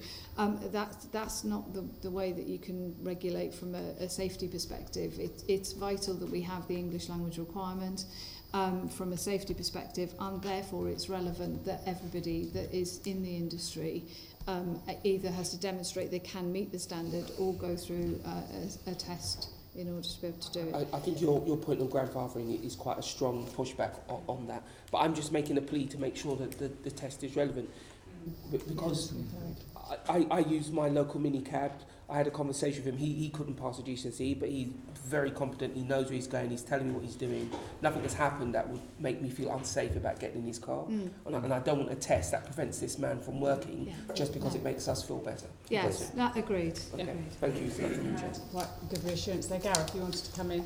Yes, thank you, Chair. And it's again on testing. The issues I'm going to raise won't be unfamiliar to you, Helen, because they're related to the meeting we had with the Mayor actually before you went on maternity leave. Yes. So some time ago. And it's around the practicalities of administering the test. I don't think anyone around this room, and we heard from the trade unions earlier on and from other private hire representatives, everyone accepts that there needs to be an English language requirement. There's no problem with that. The issue, as you're very well aware, is predominantly around the written test. But the way the test is administered, of course, there are only a handful of testing centres in London. I think it's 2 or 3. It takes travel time to get there. You have to miss work to do it. It costs hundreds of pounds every time you have to sit the test. One of the main problems is that the PHV drivers, excuse me, who fail the test fail one element of it, which is invariably the written test. I've seen figures that show that disproportionately it's the written test that they fail. When they resit it, they have to do the whole lot, which means they have to take out just as much time as if they're doing the entire exam. And that was the issue that was raised, or one of the issues that was raised in that meeting. Has that changed since then? Well, so I think the first thing is I'm making a note for myself that we provide up-to-date figures of the pass rate of the test, because it's a while since I looked at it. It's about 3 or 4 months ago. But the pass rate of the test was quite high. So we will provide a breakdown and provide a breakdown of the pass rate of the individual facets of the test. So as you know, through that meeting that we had, it is important to us to review the way the test is being delivered and the content of the test, while still maintaining the level B1 standard, which we think is the appropriate standard. So we have been doing some work looking around the options of whether we deliver the assessment in a very different way. We haven't come to any conclusions on that yet, but it's one of the reasons why we made an announcement back in June, I think it was, that we were going to be delaying the implementation date. So it's April, end of April next year that we now implement it. So there is still a bit of time for us to make sure, and actually to engage and communicate with the trade around it and understand how best to implement it that works for the trade as well as. So what is your thinking at the moment then? Because there are 4 elements to the test, aren't there? Yes. If you fail one, why should you have to resit the 3 that you've passed? So that's something I think I need to take away and look at and provide an update on, if that's okay, Chair. That may well be something we might want to put into our report in any case, depending that actually you do things as modules, don't you? If you don't get through one module, and there's the cost of everything Gareth's highlighted as part of your reviewing of this test. And we are reviewing it now, so those recommendations we really welcome. Yes, yeah. Lovely, great. Thank you for that. Let's move on and look at the subject of traffic congestion. Caroline. Thank you, Chair. Yes, obviously we've heard there's huge numbers of private hire vehicles on the roads. They've gone up since about 2009-10 from about 59,000 to in the order of 114,000 by 2017-18. Whereas the number of taxi drivers has remained stable at about 24,000. So obviously there's a suggestion that there's many more cars on the road, possibly contributing to making bus ridership less attractive because the buses are slower. So you have been consulting on removing the congestion charge exemption from private hire vehicles, and I just wonder what feedback you've had on that consultation and whether you're still pursuing that option. That was, as you say, we have consulted on that. We are reviewing the responses to that. We don't have a conclusion from those. I haven't seen the responses myself. But as you know, that consultation was based on the congestion and air quality implications within the congestion charge zone for the situation that you described, yes. Now, obviously, technology is just changing London streets massively. We've got apps that can help you avoid congestion, things like Waze. Everyone has a sat-nav, so everyone has access to a sat-nav if they want it on their phone. So the advantage that taxi drivers have by doing the knowledge starts to be put slightly into jeopardy, because one of the solutions that local authorities are bringing in order rightly to stop rat running through residential areas is changing the road layout and filtering streets so that the through traffic stays on the main roads. And we've got some really good examples, like in Waltham Forest, where we're beginning to see really excellent health benefits and increases in active travel. What this means is, as more of London becomes filtered, and as which rightly it needs to happen, because we've got so much more rat running through residential areas because everyone can do it. These apps are sending people through residential areas inappropriately. Doesn't that mean that Transport for London needs to think about congestion and congestion charge exemptions? Doesn't that sort of put extra pressure on you to be getting this right? Well, so to answer the general point first, I mean, clearly one of the things that we have to deal with is both the advance of technology and also congestion on our roads. And our policies on roads in general are to make sure that they are, they strike the right balance between all the users of the road network, and of course to make sure that they are as safe as possible for those people that live, work and use them. I think on your more specific point about congestion, apps, filtering and the knowledge, we've been very clear, and Helen can elaborate more on this, that the knowledge is a preeminent qualification. It is something, I mean, I myself have been to observe, the knowledge exams in process. I mean, it is astounding the information that taxi drivers are able to absorb and retain, and therefore the quality of route planning and service planning that they're able to provide to their customers. So we're absolutely very keen to preserve that knowledge test and the relevance of it going forward. Of course, it's an astonishing thing, the knowledge. But we're going to come on to that next. So we're coming on to that later. But the point is that these technological changes are interrupting that. But I'll move on and get back to how you're dealing with the congestion practically. Have you thought about having a licence cap similar to what they did in New York in London? So we've obviously been following the New York story with interest, and we speak to New York quite regularly. So I think it's very good that you are going to be talking to them.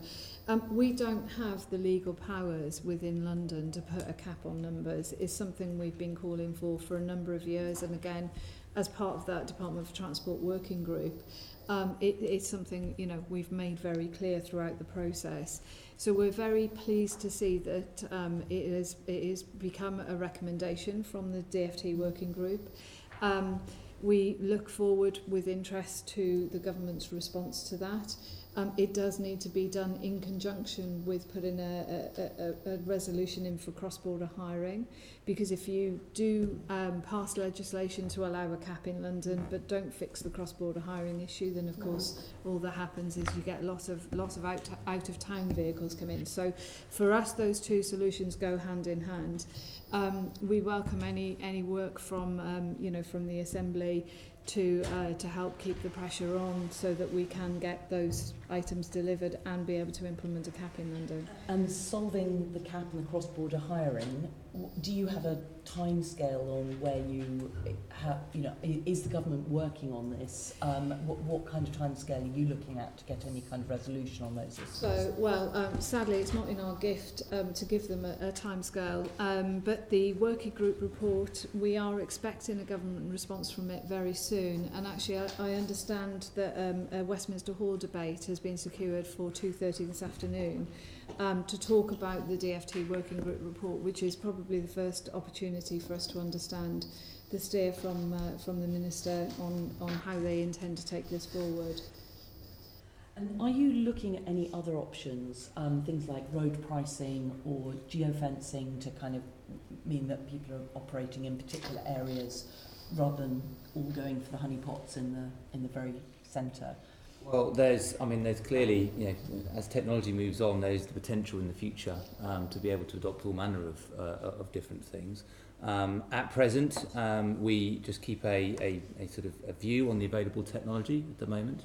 As you'll no doubt be aware, the Mayor's Transport Strategy sets out a commitment for Transport for London to keep such options under review and to make sure we understand what available technology might be there and what might be able to be deployed. We don't have any firm proposals that we've brought forward nor we consulted on yet to do that, but in the future there may be the potential for technology to assist in the way that you describe. So you think it could, that kind of road pricing technology could be helpful in terms of managing congestion? Well, there's all sorts of options that might be available in the future, absolutely. I think what we have to do at the moment is to understand what that technology is, then to work out what the impact of using it might be, what the case for it might be doing, and then, if necessary, bring forward some policies and consultation. We're a long way away from any of that, but certainly there is, there's an obligation on us and something we want to do, which is to keep a very close watch on what technology can provide for. Thank you. Obviously, the recent consultation, you said you're still considering all the responses. When do we expect to get a response from you and details of what you are going to implement? Well, I hope very soon. I need to, a precise date I don't have in my mind because it's run by my city planning colleagues, as you know. But I hope very soon we'll be able to give that outcome. I do know there were an awful lot of responses that came in, and we're working through them at the moment. It's helpful for us to know, because obviously we're producing our report, whether we can get it out ahead of that or whether actually we need to wait for that to influence it. So why don't I go and find out, and then we can get back to you. Be helpful, just timing wise, yeah. Sure, we're happy to do that. That would be great, thank you. Right, let's move on to looking at entry requirements for drivers again, and this obviously picks up the knowledge point. Sean? I think some of these points we've already covered, so I don't think it should take as long as maybe we'd envisage. But are you content that the entry requirements for both trades are currently fit for purpose? We've obviously had a discussion about the English language test, but let's maybe focus on this advanced driving test, how that's going to work, the cost that's going to put on drivers. Much of the complaint has been that these new measures have been brought in to deal with new big players and actually are crushing small regional businesses. What would your response be to that? I mean, in short, the answer is yes. We are content. We are regulating for public safety reasons. So it is important for us to be able to assess and make sure that anybody applying to enter the industry is fit to do so and is not risking passenger safety when we do that. We are mindful, of course, to the impacts on the industry. Anything that we are looking to implement from a regulatory perspective, we undertake detailed integrated impact assessments on. As you know, there's been several legal challenges. that we have been dealing with over the last few years, and on each of those legal cases we've put forward a case to the court, and the judges agreed with our position. So yes, we do believe that we should be looking to enhance the regulation. Historically, with the private hire industry, I think when licensing was first introduced, there was quite a light touch approach to the legislation. And that was predominantly to encourage as many drivers as possible to become licensed. It's now a maturing industry and a very changing industry, and it's right that we look at it on a regular basis to make sure that it is meeting the needs of passengers from a safety perspective. And if I may just touch on the knowledge, you know, we're very proud of the knowledge of London. They are the best and most qualified taxi drivers in the world. We have regulators from all over the world that come either to see how we run the knowledge or to understand more about it or want to speak to us on the phone. And we do still very firmly believe in the knowledge and believe that it is right and appropriate for taxi drivers in London. There's more that we think that we can do, so we have been looking to try and get accredited, the knowledge accredited by Ofqual. Discussions with Ofqual have taken some time, but they do remain ongoing. And you know, we've had a knowledge workshop, if you like, with the taxi trade much earlier this year. I think it's about at the right time that we get back together with them again to talk about other ways of promoting it and making it attractive for people. Knowledge notwithstanding, what was probably the biggest bar to becoming a taxi driver is the cost of the new cab. If you speak to any taxi driver, it's horrifically expensive. That's just a personal opinion. What more can be done to help taxi drivers with that thing? Because the knowledge is not as big a bar to my mind as the cost of the new cab. No, and I can understand that. It is, you know, we do recognise the investment that taxi drivers are making. So the cost of the cab is about £56,000, I think, with government grants and things. There is another taxi that we are hoping will launch either later this year, although there's not much time left this year, so maybe early next year. I think just having at least two manufacturers in the industry helps to drive competition. Sorry to interject. Do we have any idea that this cab will actually be cheaper? I'm not sure that they've officially announced what the pricing model of the taxi will be yet. So that's something I need to take away and check. I just make the point that if it isn't significantly cheaper, we need a plan B, that's within our gift, rather than hoping that we have a generous manufacturer waiting in the wings, which I doubt. No, I understand, and I think you know, so there are grants that we've secured for taxi drivers.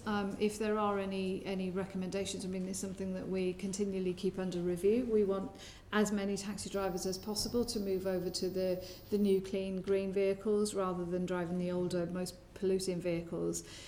So while we continue to keep that under review, obviously if there are any recommendations from the Assembly and from the Transport Committee, then we would really welcome those and give them very serious consideration. I'll forget to. And when we talk about something that also interests me is this thing about accurate fare estimates. How does that work? So, because in my notes here it says that for private hire vehicles, you've brought in the English language requirement, that they must have the ability to be able to speak, etc. And it says in here, accurate fare estimates. What are you doing to help minicabs, I suppose would be the word, give accurate fare estimates? Because that would be pretty useful to the public, I imagine. Yes, so it is a requirement that they do now need to provide fare estimates. I believe that's where a customer requests it, but again, that might just be because I've got a few months away from it. So I think we can take that away and I can provide more evidence. I would like that, because from a customer's point of view, an accurate fare estimate would be great, because making up prices on the fly is offensive and dangerous. My last point, we've touched upon this about retrospective testing around the English test and the rest of that, and I think your answer was fairly robust. But what about this thing about the improved driving standards? What evidence do you have that this is a good or a bad thing? Are these minicabs crashing into trees every 2 minutes and we need to lift that standard, or again, is it an artificial bar? It's certainly not designed to be an artificial bar at all. So we haven't taken a decision yet on whether to implement an advanced driving test because we are still reviewing the consultation responses. Should we decide that we are going ahead with it, then obviously any evidence that we've collated through the consultation and through the integrated impact assessment that we also produced and consulted on will be taken into account while we to help us determine how best to implement it, who it should apply to, and what timescale in which to implement it in. I just make the suggestion. People driving the public around should probably be the best drivers in a test, maybe the way they do that. One last point. If this is all really about public safety, how well are we doing on DBS checks? How well are we doing on reporting incidences to the police, to TfL? How well are we doing on TfL pressing down on licence holders who are not doing these things or have a poor record? So in terms of DBS checks, that's actually run by an agency on behalf of the Home Office. So it's not something TfL does. We require a DBS check, but actually, in reality, the driver goes to another agency to obtain the DBS check. We then, because we require an enhanced check, we review the results and make a licensing decision. So in terms of operators reporting potential incidents, alleged incidents that have been brought to their nature, I think anybody that saw the evidence that I gave in court in June won't be surprised to know that it is actually quite very important to us, and we aren't scared to take action where we feel an operator is failing in their obligation, whether it's a common sense obligation or actually a legal obligation to do so. Have you removed any licences because of this? We refused a licence of a very large operator, not purely for this point, I should make clear. Actually, there were a number of reasons. But if any other operator is brought to our attention for a similar thing, then of course we would consider what licensing action is appropriate. The final thing I'll say, refusing a licence is, if that's necessary, is a great thing to do. But really, where the poor standard is normally delivered is once you've got your licence, you let it slip. The important piece of the public would probably be enforcement. And I just leave that with you, Helen. That's right. And we have published guidance. In September this year, we published guidance to help operators make a decision about how they should report and what type of things they should report to the police as well. Thank you. That's enough for me. Florence, quick just question. really quickly on some of the costs associated to the new taxis and existing taxis. And again, we touched on the fact that some of the stations on the new Crossrails being ensuring that they are open for taxi ranks. The reality is a lot of disabled people do rely on black taxis because they are wheelchair accessibles, and some taxis I know have the intercom and the hearing loop for people who have hearing impairments. So they do play a valuable role for a number of Londoners who rightly should be able to go out and about. But on the fact that the new taxis, the new electric ones, which are fantastic, I have test driven it. They have not only the ramp, they've got a step up to it as well, and a little swervy chair, really, really great. But it's a lot of money. And the de-licensing scheme from TfL is up to £5,000. That's still a small proportion. Do you have the data on how many taxi drivers have taken up that, and how many have accessed the grant that you talked about? If you don't have it now, that's fine, but... So we can definitely provide that. The last time I checked, which is a few weeks ago, I think it was approximately 120 taxi drivers had used the de-licensing scheme, but we'll confirm it.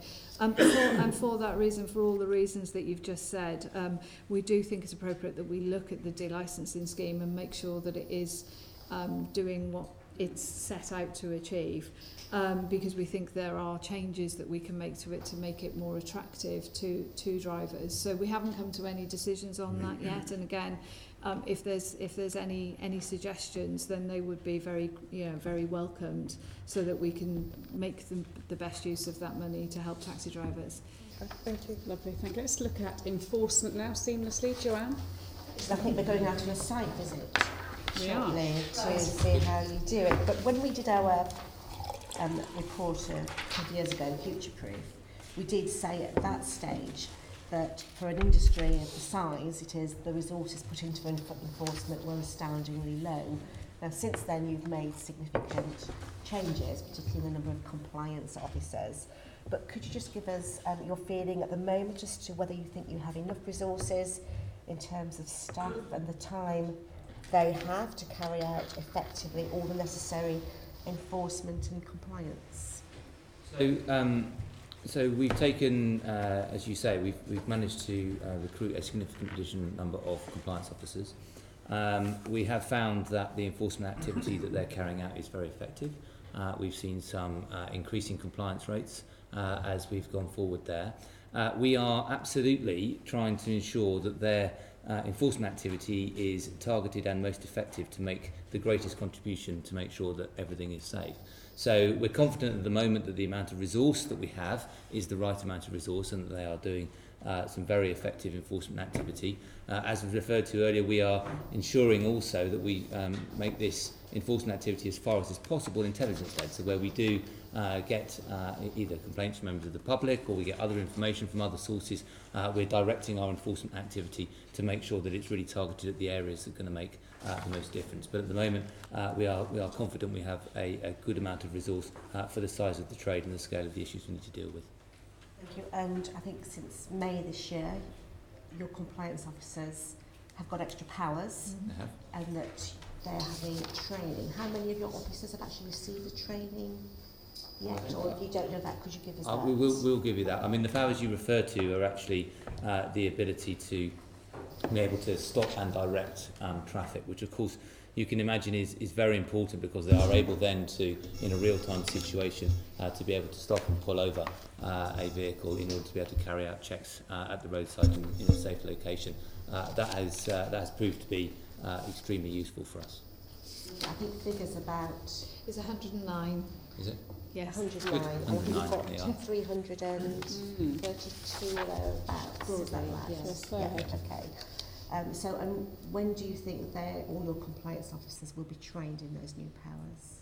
We don't have to have every single compliance officer because, as you'll find out when you come and see, you need somebody with the right powers to be able to stop and direct traffic, and then you have teams who are able to carry out the conversations with drivers and so on. So there is a proportion that we need to go to, but we don't need to have everybody at that level. Lovely. If you could give further details, that would be good. And also, if you could provide some details about how many drivers they've actually taken off the road. Yeah, we can do that. Their activities, that would be really we'll useful.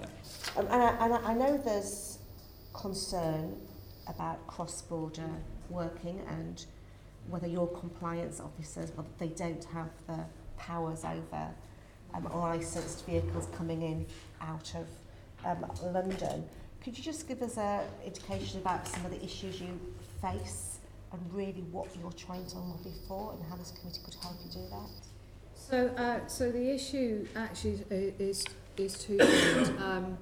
So any driver that is licensed by any authority can work wholly or predominantly in another authority in the way that the legislation is set out, and that can't be what it was intended to do.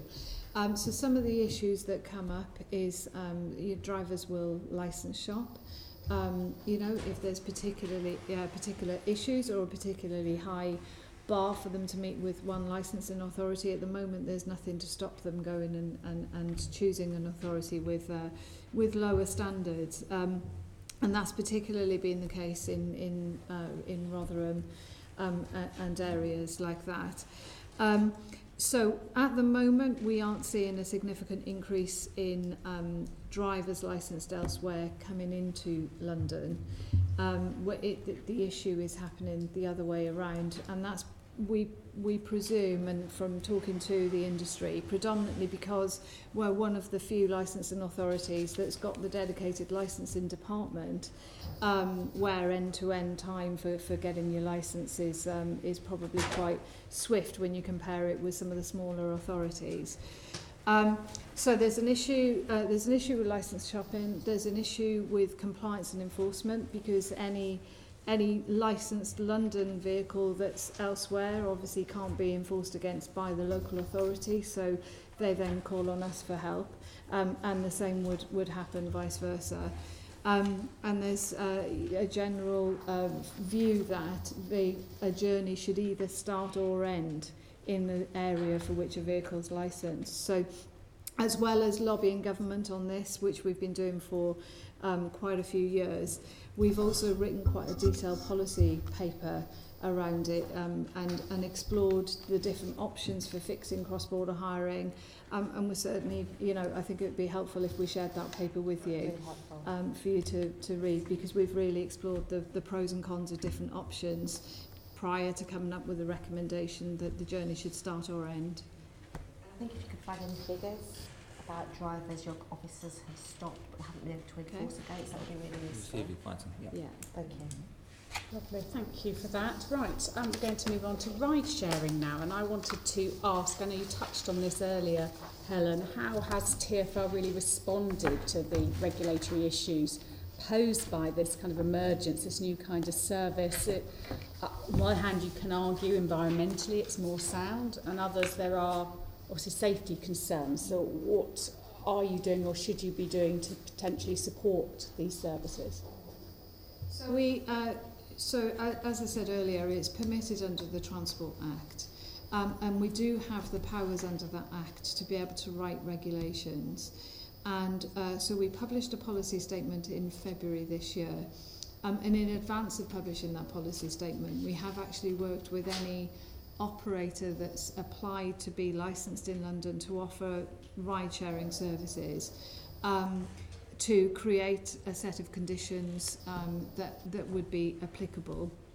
And that's really in advance of us undertaking a consultation with specific proposals around regulations and asking for ideas and suggestions around regulations, because as you say, on the one hand there are environmental benefits if the ride-sharing service is operated correctly, but on the other hand there are safety benefits with it.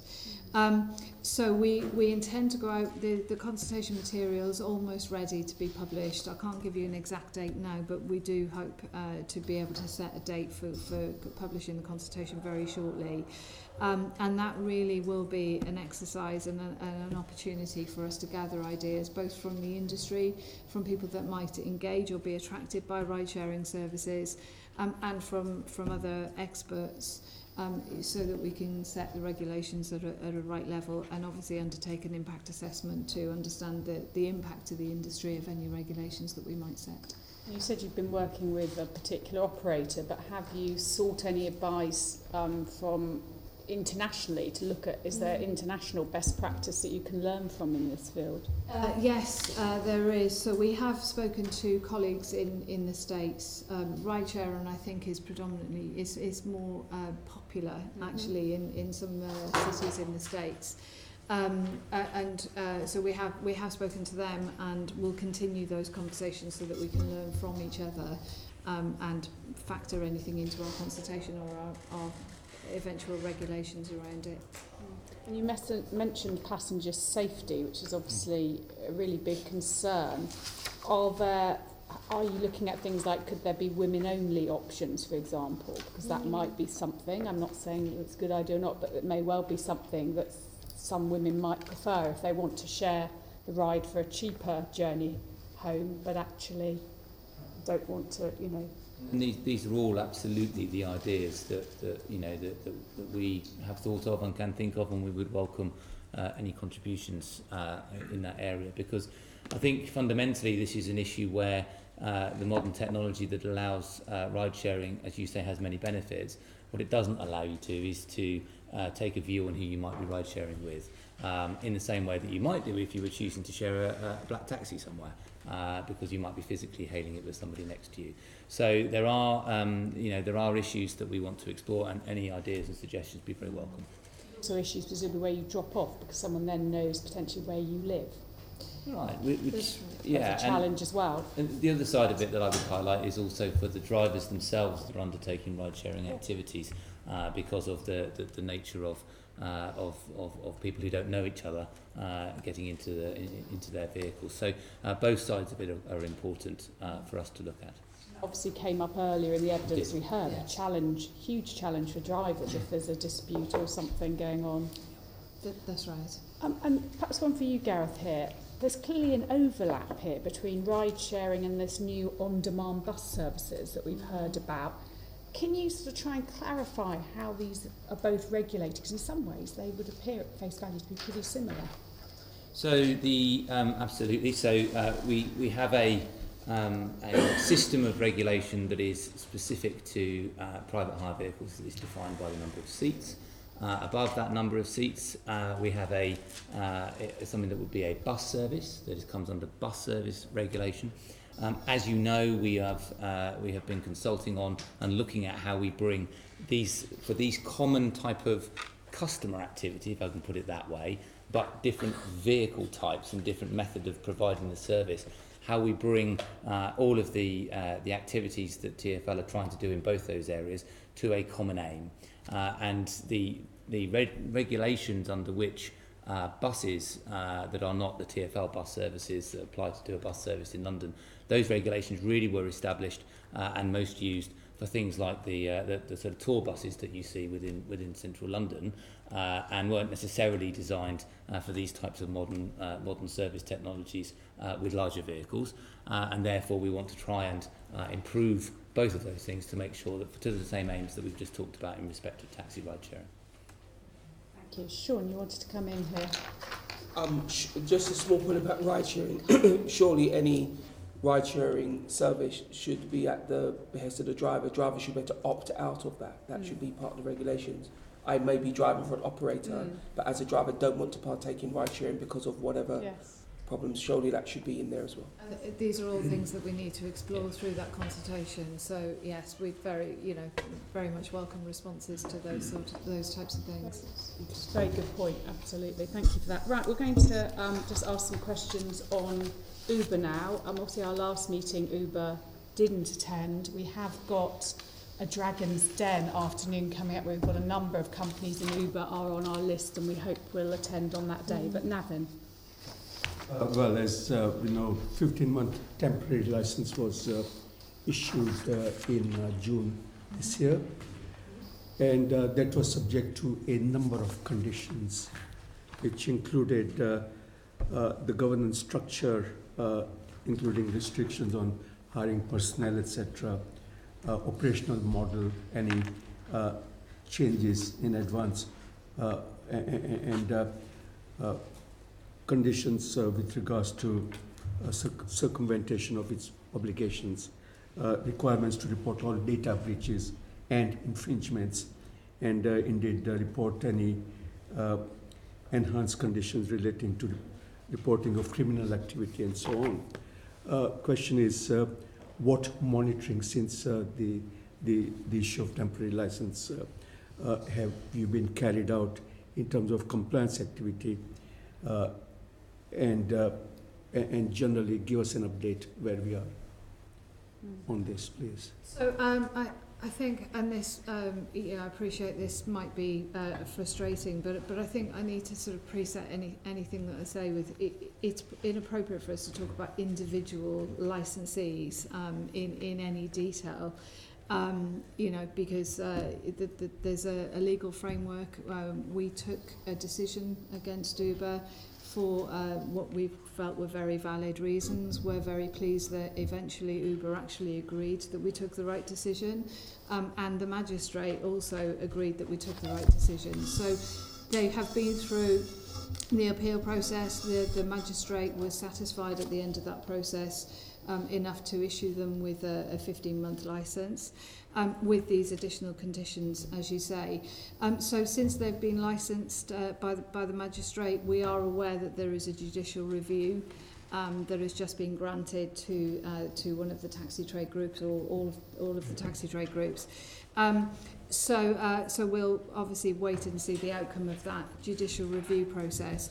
But in the meantime, we have, of course, as we would with any operator, been monitoring any specific conditions.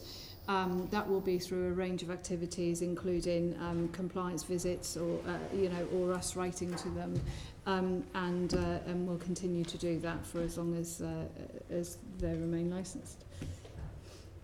I appreciate you have constraints, but at the same time, I mean, can you touch upon some of the aspects of conditions which are pretty onerous? They are very serious, and it is important to see whether from the monitoring that you have done so far, whether there is any change in the culture, which was obviously very questionable, something which I'd like to see how far in public domain you can put, because this is of interest to all concerned. And I think actually the evidence that we submitted to the court in advance of the hearing is probably quite helpful for me to use here, and we're very welcome to provide that evidence.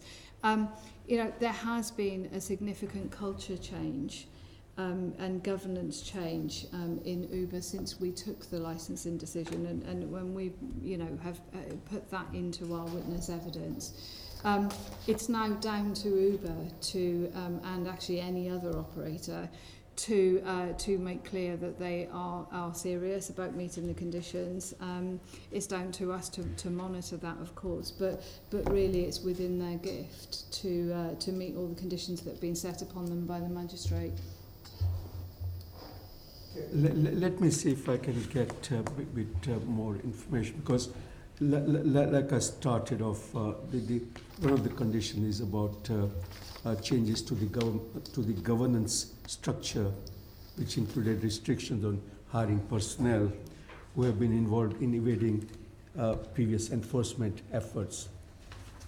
Is there any indication that there is a positive move towards changing that particular procedures?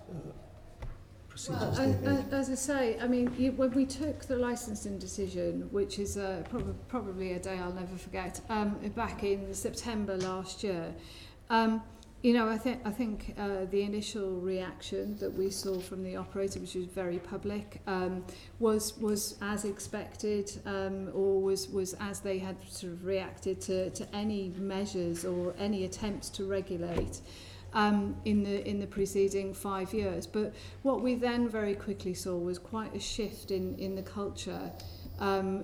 So after their initial reaction, and this is all in my witness evidence, but we did see this huge change and culture shift. There are new people within, right at the very top of the organisation, and so the approach to regulation has improved and changed in the run-up to the court case.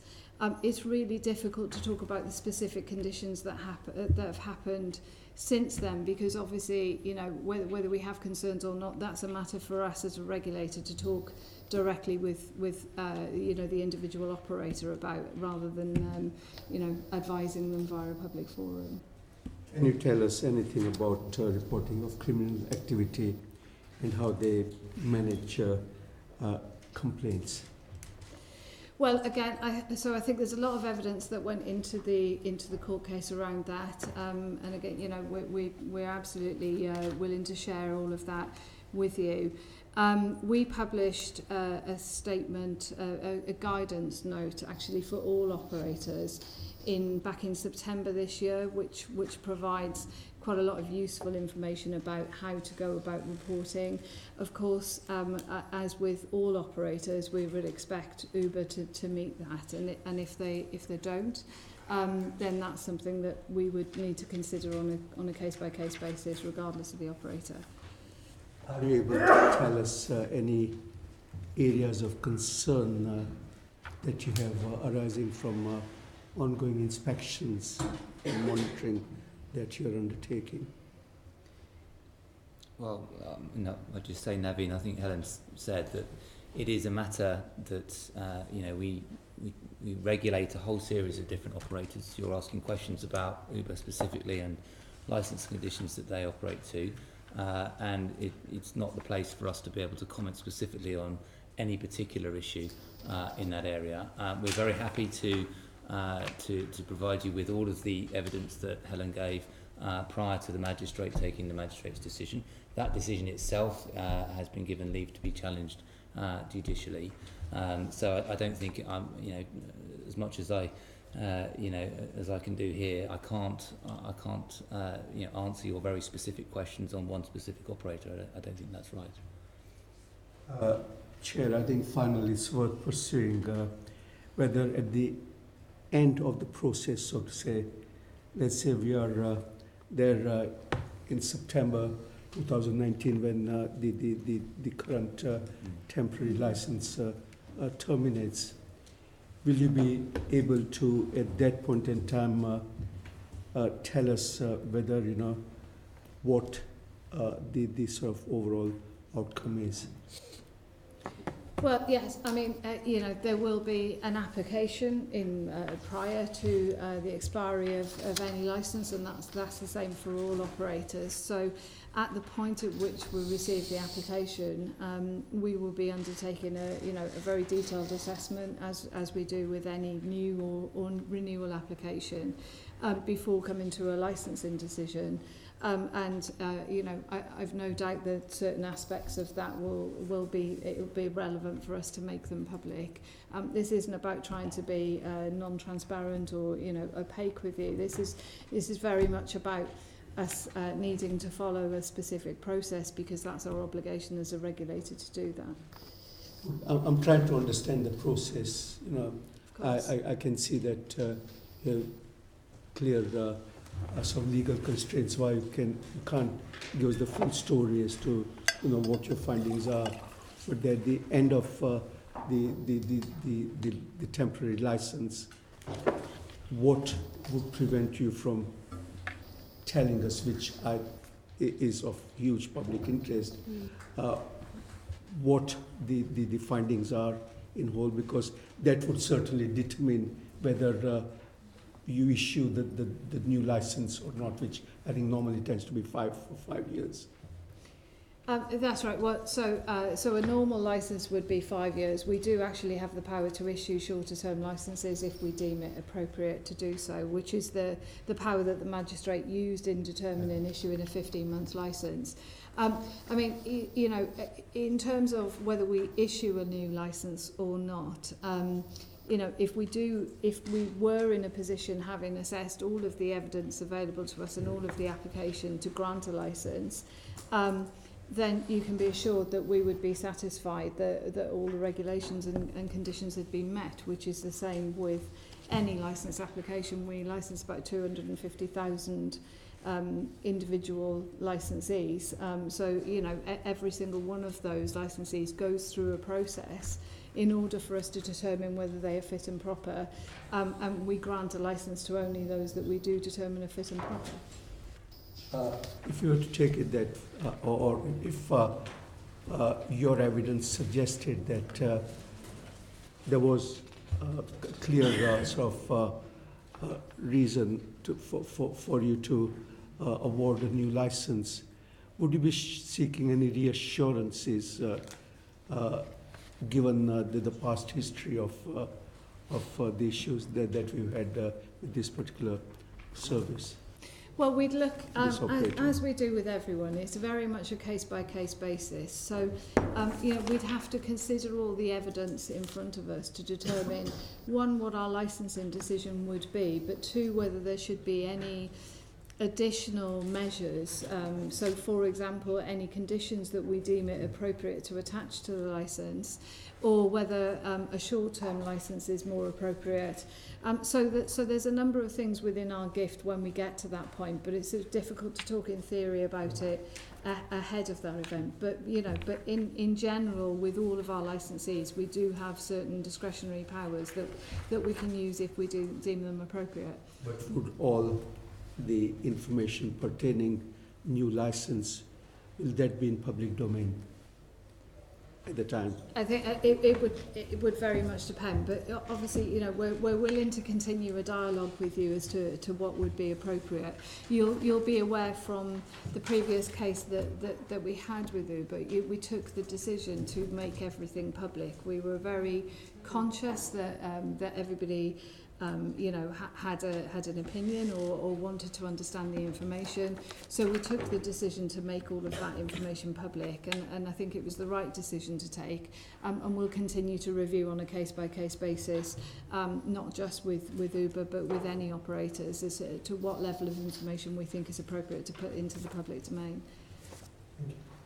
Yeah, we appreciated that you may not be able to answer our questions fully, but we felt if we didn't ask anything about Uber, the public would rightly be asking why we weren't doing our job. So we felt it was important. Right, let's just finish just looking at TfL's capacity. Florence. Thank you. We touched on issues around enforcement and whether or not there's enough staff members to carry that out. But obviously, TfL's main role is the licence regulator, and for a number of drivers, whether it's private hire or taxi drivers, they do take investment in terms of coming forward, whether it's black taxi drivers, learning the knowledge, and then when they apply, they want to receive their licence in a timely manner so that they can actually go out and work.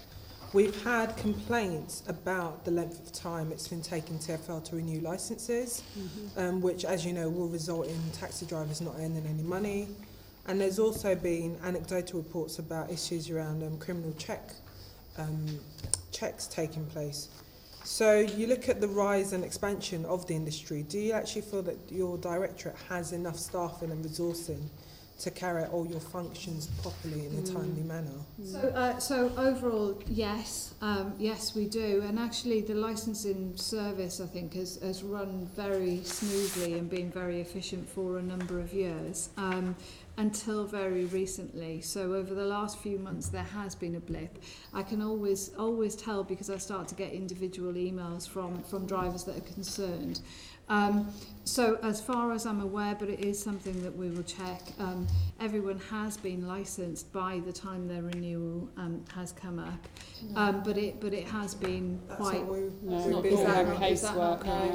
getting masses of casework on this, absolutely masses. And I have to say it's extremely annoying because, you know, we then write on behalf of people and it takes a million years to get answers from TfL as well. You know, your members' correspondence is just being, you know, rehashed all over again. But, you know, it's really unfair. This is people's livelihoods. They've applied in really good time. Sorry to get out of my pram. And I have been very silent until now. But, you know, I mean, it's actually incredibly difficult. I've got people writing to me saying, you know, I've literally gotten when we heard very, very eloquent testimony earlier on about how difficult it is to make ends meet, talking about having a living wage, you're talking about an enforced break in people's employment so that you are effectively condemning an entire family to starve. And I'm not exaggerating. I've got some very moving casework about this, and it's very, very upsetting for all of us. And I'm just opening my mouth, I'm sure, on behalf of every single Assembly member around the table and those who are not in the room.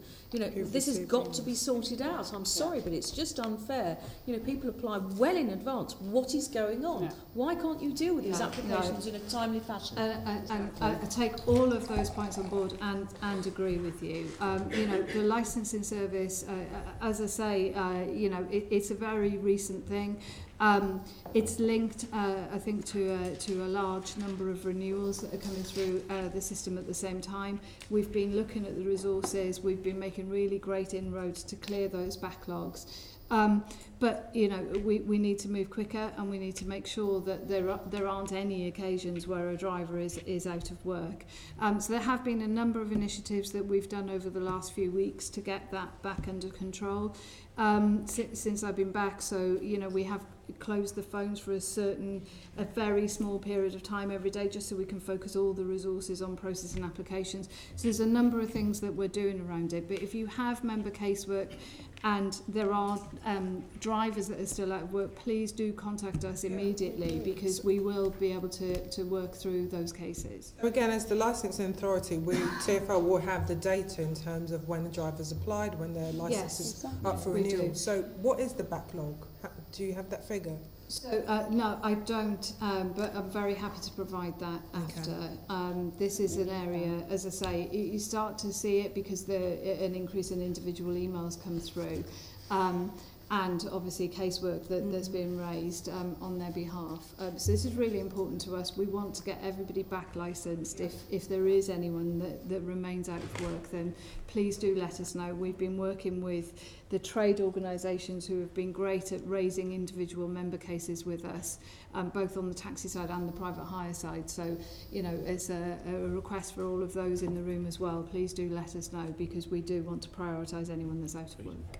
Just on that last bit, working with the trades, I think one of the other things that we've heard loud and clear is around the dialogue and engagement with both trades since the ongoing investigations, and again, anecdotal evidence and concerns around which trade groups you meet with, which you don't, how often you meet, who's invited, who's, you know, there seems to be conflicting information at any given time. Yes. So, and I think, you know, a positive and good engagement will help in terms of some of the policies that TfL is trying to produce and adopt, and then get that, and then those trades will help their drivers actually in terms of adhering to that. So has there been any improvement on engagement with the different trades? Well, I mean, there's a number of engagement forums that take place with the trades. So a far cry, I think, from the Future Proof report back in 2014. So there are quarterly operational meetings, both with the taxi trade and a separate one with the private hire trade. On top of those, there are quarterly strategic meetings that take place at quite a senior level with the General Manager of Taxi and Private Hire.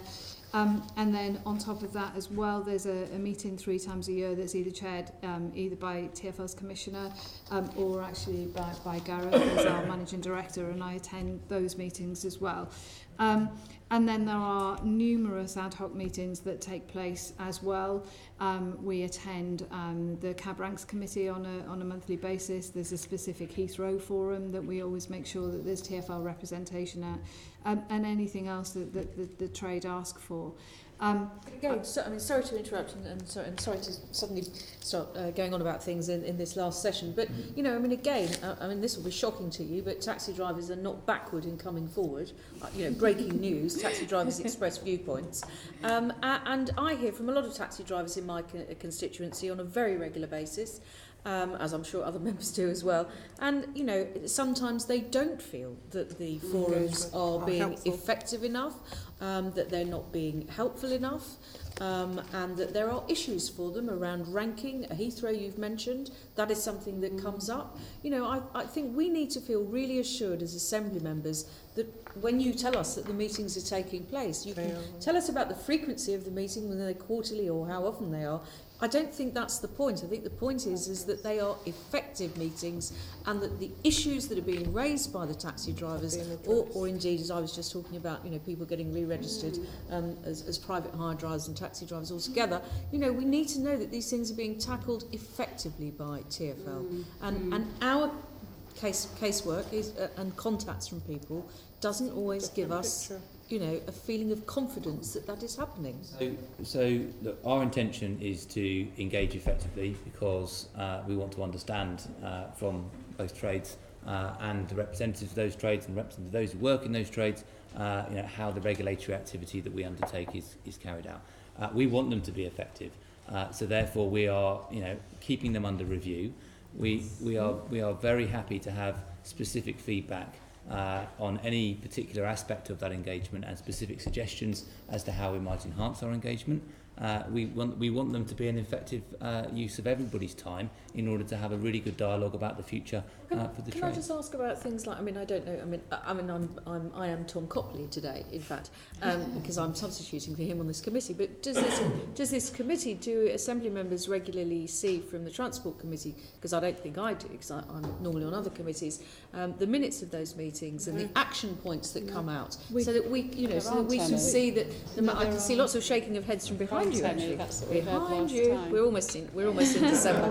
We're almost in December. I mean, I would like to know that they're effective by looking at the action points and seeing that there's tracking going through from something that comes up at one meeting, whether the next meeting is, you know, bi-monthly or quarterly or every 6 months, that we could see that that's being tracked through. So we do. Maybe there's something we can do to help you make them more effective. So we do, we absolutely do. We take notes of the meetings, we publish those notes online, and all the action points from the meetings are also published online.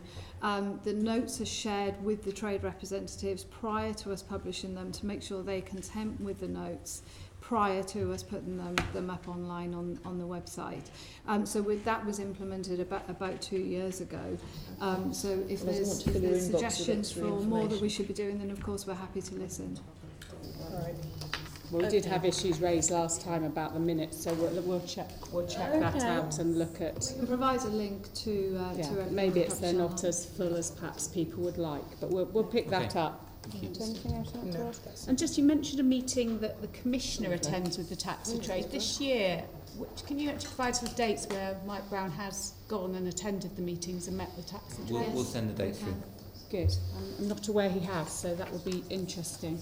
Helen, Gareth, thank you so much. That has been really, really useful. It's been a really good discussion this morning. I know our members are very engaged. There's lots of bits of extra information we would like, and probably in quite a timely manner, because we want this report either to influence what you've got coming out or to perhaps respond to it. So we just need to understand the timings of some of your work as well.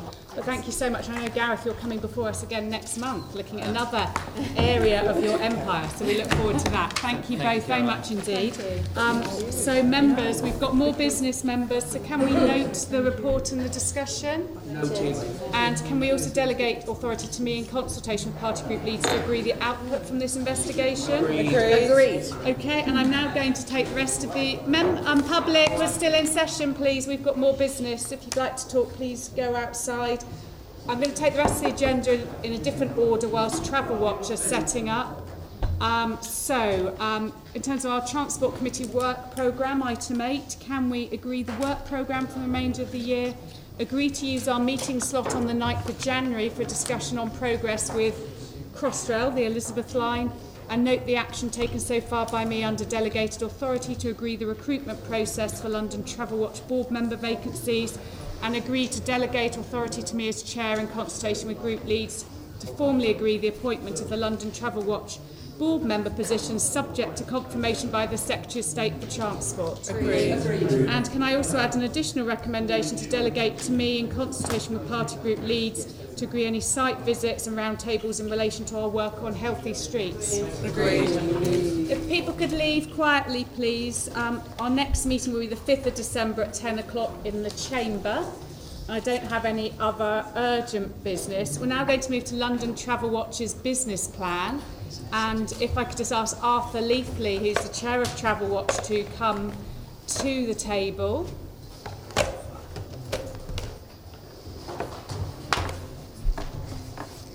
If you want to, because I'm saying that as Florence is your group, but yeah. Arthur, welcome. Lovely to see you here today. We're looking at the business plan, the Travel Watch business plan. Do you want to give any opening remarks or comments on it? Yes, perhaps I could, Chair, if I may. Perhaps you could have the door shut, please. It's quite noisy. Okay. Thank you, Leonie. It's a big session, lots of interest. We've had so many people in and out all morning. It's been... Box office appeal is faded. Do not worry. Yes, thank you. And just first of all, may I apologise on behalf of Janet Cook as Chief Executive, who has been unable to attend today for personal reasons. So I'd just like to apologise on her behalf.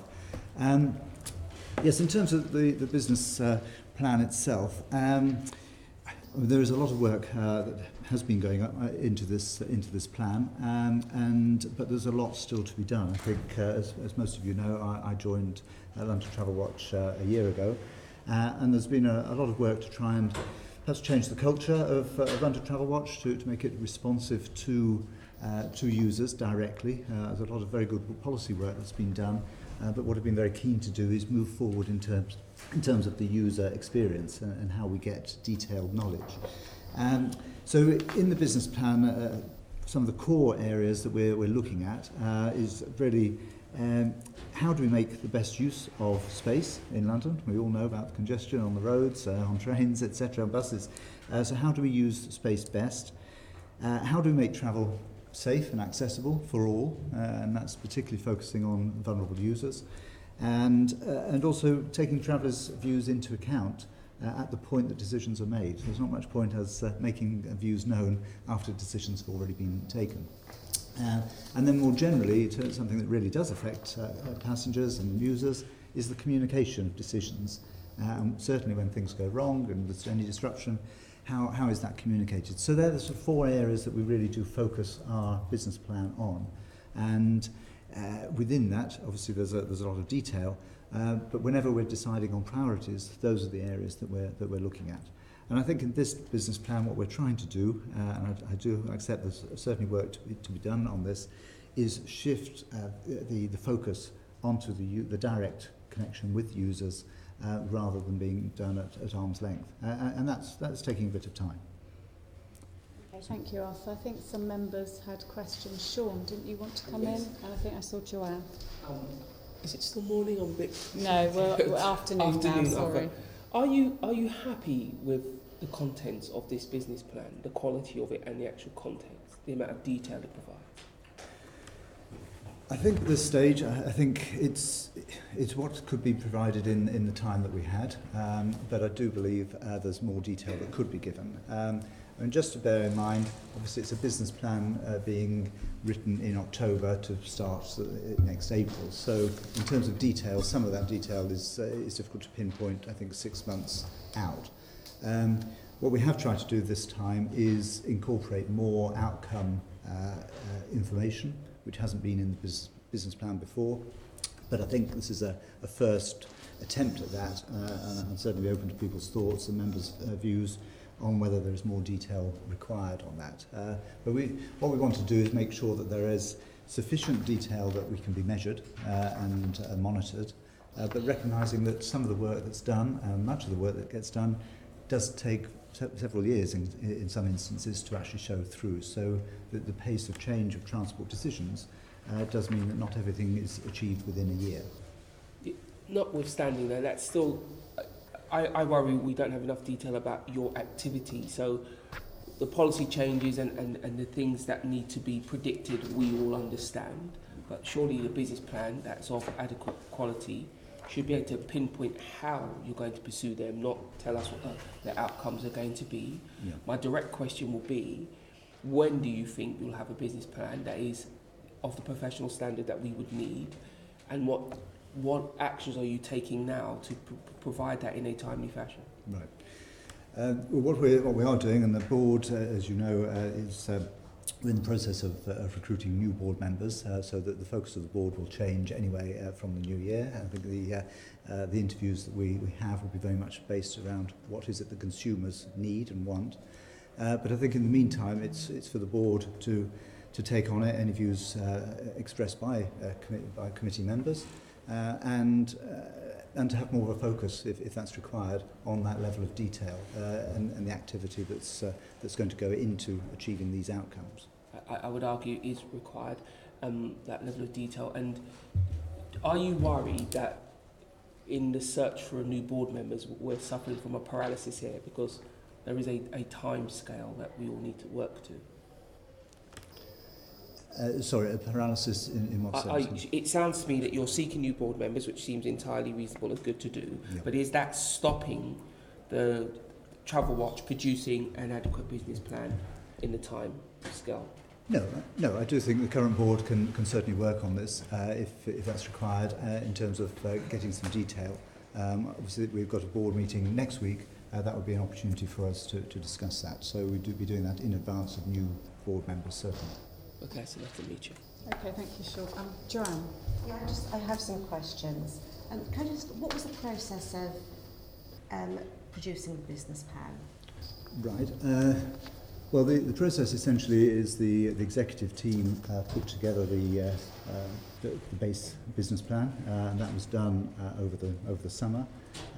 In September, that came to the board for for review. I think it is fair to say that the board did push for more detail, and coming back to the points just made. In September we said as well as a committee that we weren't satisfied with the paper. That's right. Well, in advance of that, there was already a view from the board to say we needed more detail. Some additional detail was provided. I think in view of the timescale, not as much detail as would have been preferred. But that was the process. And then clearly, following the earlier decision, we've been back to look at some more detail again. Okay, so September, the board wasn't happy and asked for some revisions, and we're back here with another document that you're not entirely happy with again. Yes, I mean, this is, yes, as I say, this would be a work in progress. There has been more work done by the board, and there has been a request for more detail. In the end, the executive team clearly is responsible for putting that detail together. Well, I've looked at the business plan, and the tables you have of all the activity that you're going to be doing, you know, it's established, you've got these tables that say what will we do, outcomes and activity. And on page 106, you've got some criteria as to how you'll prioritise your work. Are you satisfied that your own criteria about how you prioritised your work is featured in these tables for the forthcoming year? Because I can't see in the tables that this criteria has necessarily been met, which is what I would like to see.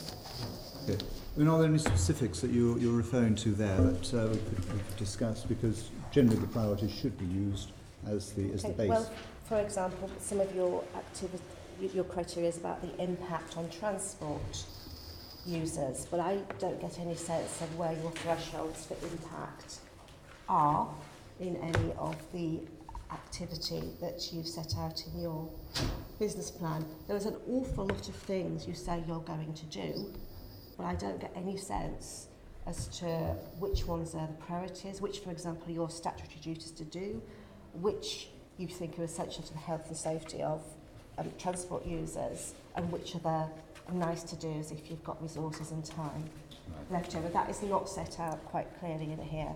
Okay. So I would like to have some confidence that actually you've used your own criteria and you have your own evidence base, which then features into the work you're going to do.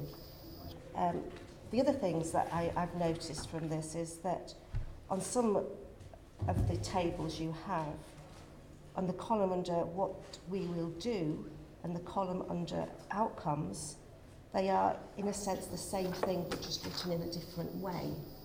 So for example, I'll take you to page, where am I? I've lost the page now. Is it page 10? Yes, page 10. It's page 94 in our agenda. Yes. Mm-hmm. Is it? I can't see a page number on mine. Oh yeah, page 94. I've scribbled over it, that's right. The third one down, what you will do is you will monitor road safety casualty statistics quarterly and all bus incidents and raise issues as appropriate. Your outcome, what you want to achieve, is exactly the same. You're going to identify issues arising and take these up where appropriate. The following page, page 11, the second bullet point down, I think you've got them the wrong way round. So what you're going to do is ensure that services provided by new rail franchises meet the needs of passengers by inputting into their franchises. And the outcome is to influence the news bids and to understand the impact. They seem to me the wrong way round and quite muddled up. And I can go through, and I've got instances through like that throughout this plan, which does give me considerable concern. Okay. No, I take those points. I think there clearly is duplication there. Yeah. But I do note on page 13 or page 97 that what you intend to do this next year is to develop a 3-year business plan so the organisation has a clearer forward plan for your work. And I would like to see that this year, not have to wait till next year. Okay. Thank you, Joanne. I think there are a number of concerns. A few of us, well, all of us have really with the quality of this and how you're. It's not measurable. I don't think there are robust actions and measures within this. The one to do with extending Oyster, it's so vague instead of saying we want to have, I don't know, Oyster extended to all the stations in our area, because of course your area goes outside London, and how you're going to achieve it is just vague, you know, hoping it will happen, rather than actually something that you as board members can measure the staff against whether they are delivering. I'm just trying, I can't find that one at the moment. I have marked it up. It's on page 9. Promote the extension of Oyster card, and to help improve travel and research where it might be extended to, rather than actually saying this is where it covers now. We want to extend it to every station in our area or every airport or whatever it is. It's very, very unclear. Joanne, you wanted to add something?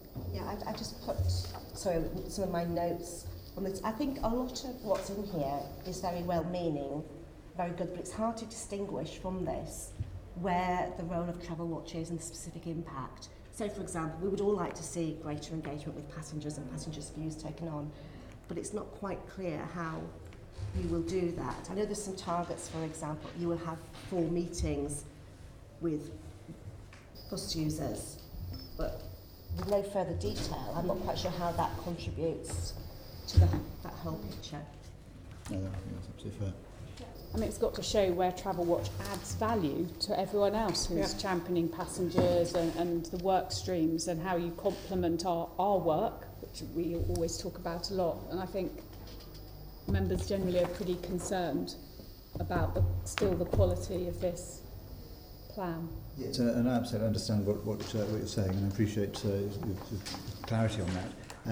One thing to be aware of, one thing I want to do with the new board is to create what is an actual impact committee rather than what we have currently, which is a policy committee, because I think just the terminology can actually have an impact. Can have an effect. What are we at each meeting? Are we just talking about policy for the sake of doing that, or are we actually saying yes, we do talk about policy and the outcomes?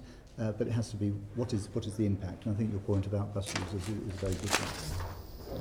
Okay, if no other members want to comment or ask questions on this, can I read out? I've got a long motion I wish to read out, and then see if the committee agree. So I propose that the committee agrees formally to reject the draft London Travel Watch business plan on the grounds that whilst the format of the document is much improved, the content is far below the standard we expect, and as such the committee's view is that the document is not fit for purpose.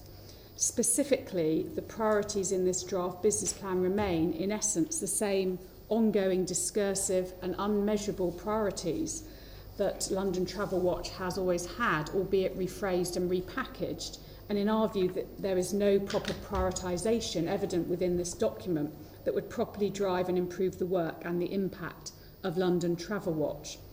And beneath the priorities, the proposed business plan lacks robust actions and measures, resulting in a series of ongoing discussion, reporting to the board, influencing activities, but very little by way of tangible, quantifiable action and demonstrable added value. So in summary, and for these reasons, this committee believes that the proposed business plan amounts to poor value for London's public transport users and taxpayers, and cannot accept it on that basis. So can I also propose, and you may recall we had the discussion at the last meeting about the budget as well for Travel Watch, therefore that as chair and in consultation with lead members, I be granted delegated authority by the committee to make a further recommendation to the Mayor and London Assembly in relation to the London Travel Watch budget for 2019-20, which is a significant element within the London Assembly's overall component budget, given that the current budget proposal has to date been agreed only on a provisional basis pending consideration of the London Travel Watch business plan, and that the formal GLA group budget setting process is shortly to commence. Are members happy with that? Does anyone want to speak on that? Shall we take that to a vote? Can I see, do all members support this? Do we agree it? Everyone's happy with that? No one against? Lovely. Thank you very much indeed, members. Thank you, Arthur. I will be writing, obviously, formally to you. I now have additional information to discuss in relation to the business plan and staffing matters. So in accordance with paragraph 1, schedule 12A of the Local Government Act 1972 as amended, I'd now like to propose that the committee agrees to exclude the press and public from the meeting in order to consider further issues relating to this item of business. Is that agreed, members? Agreed. Thank you very much indeed. I'm afraid anyone from the public has to leave, including Arthur. I'm afraid Arthur, you have to leave as well, and Tim. Thank you. And I have to bang the gavel because the webcast now needs to end.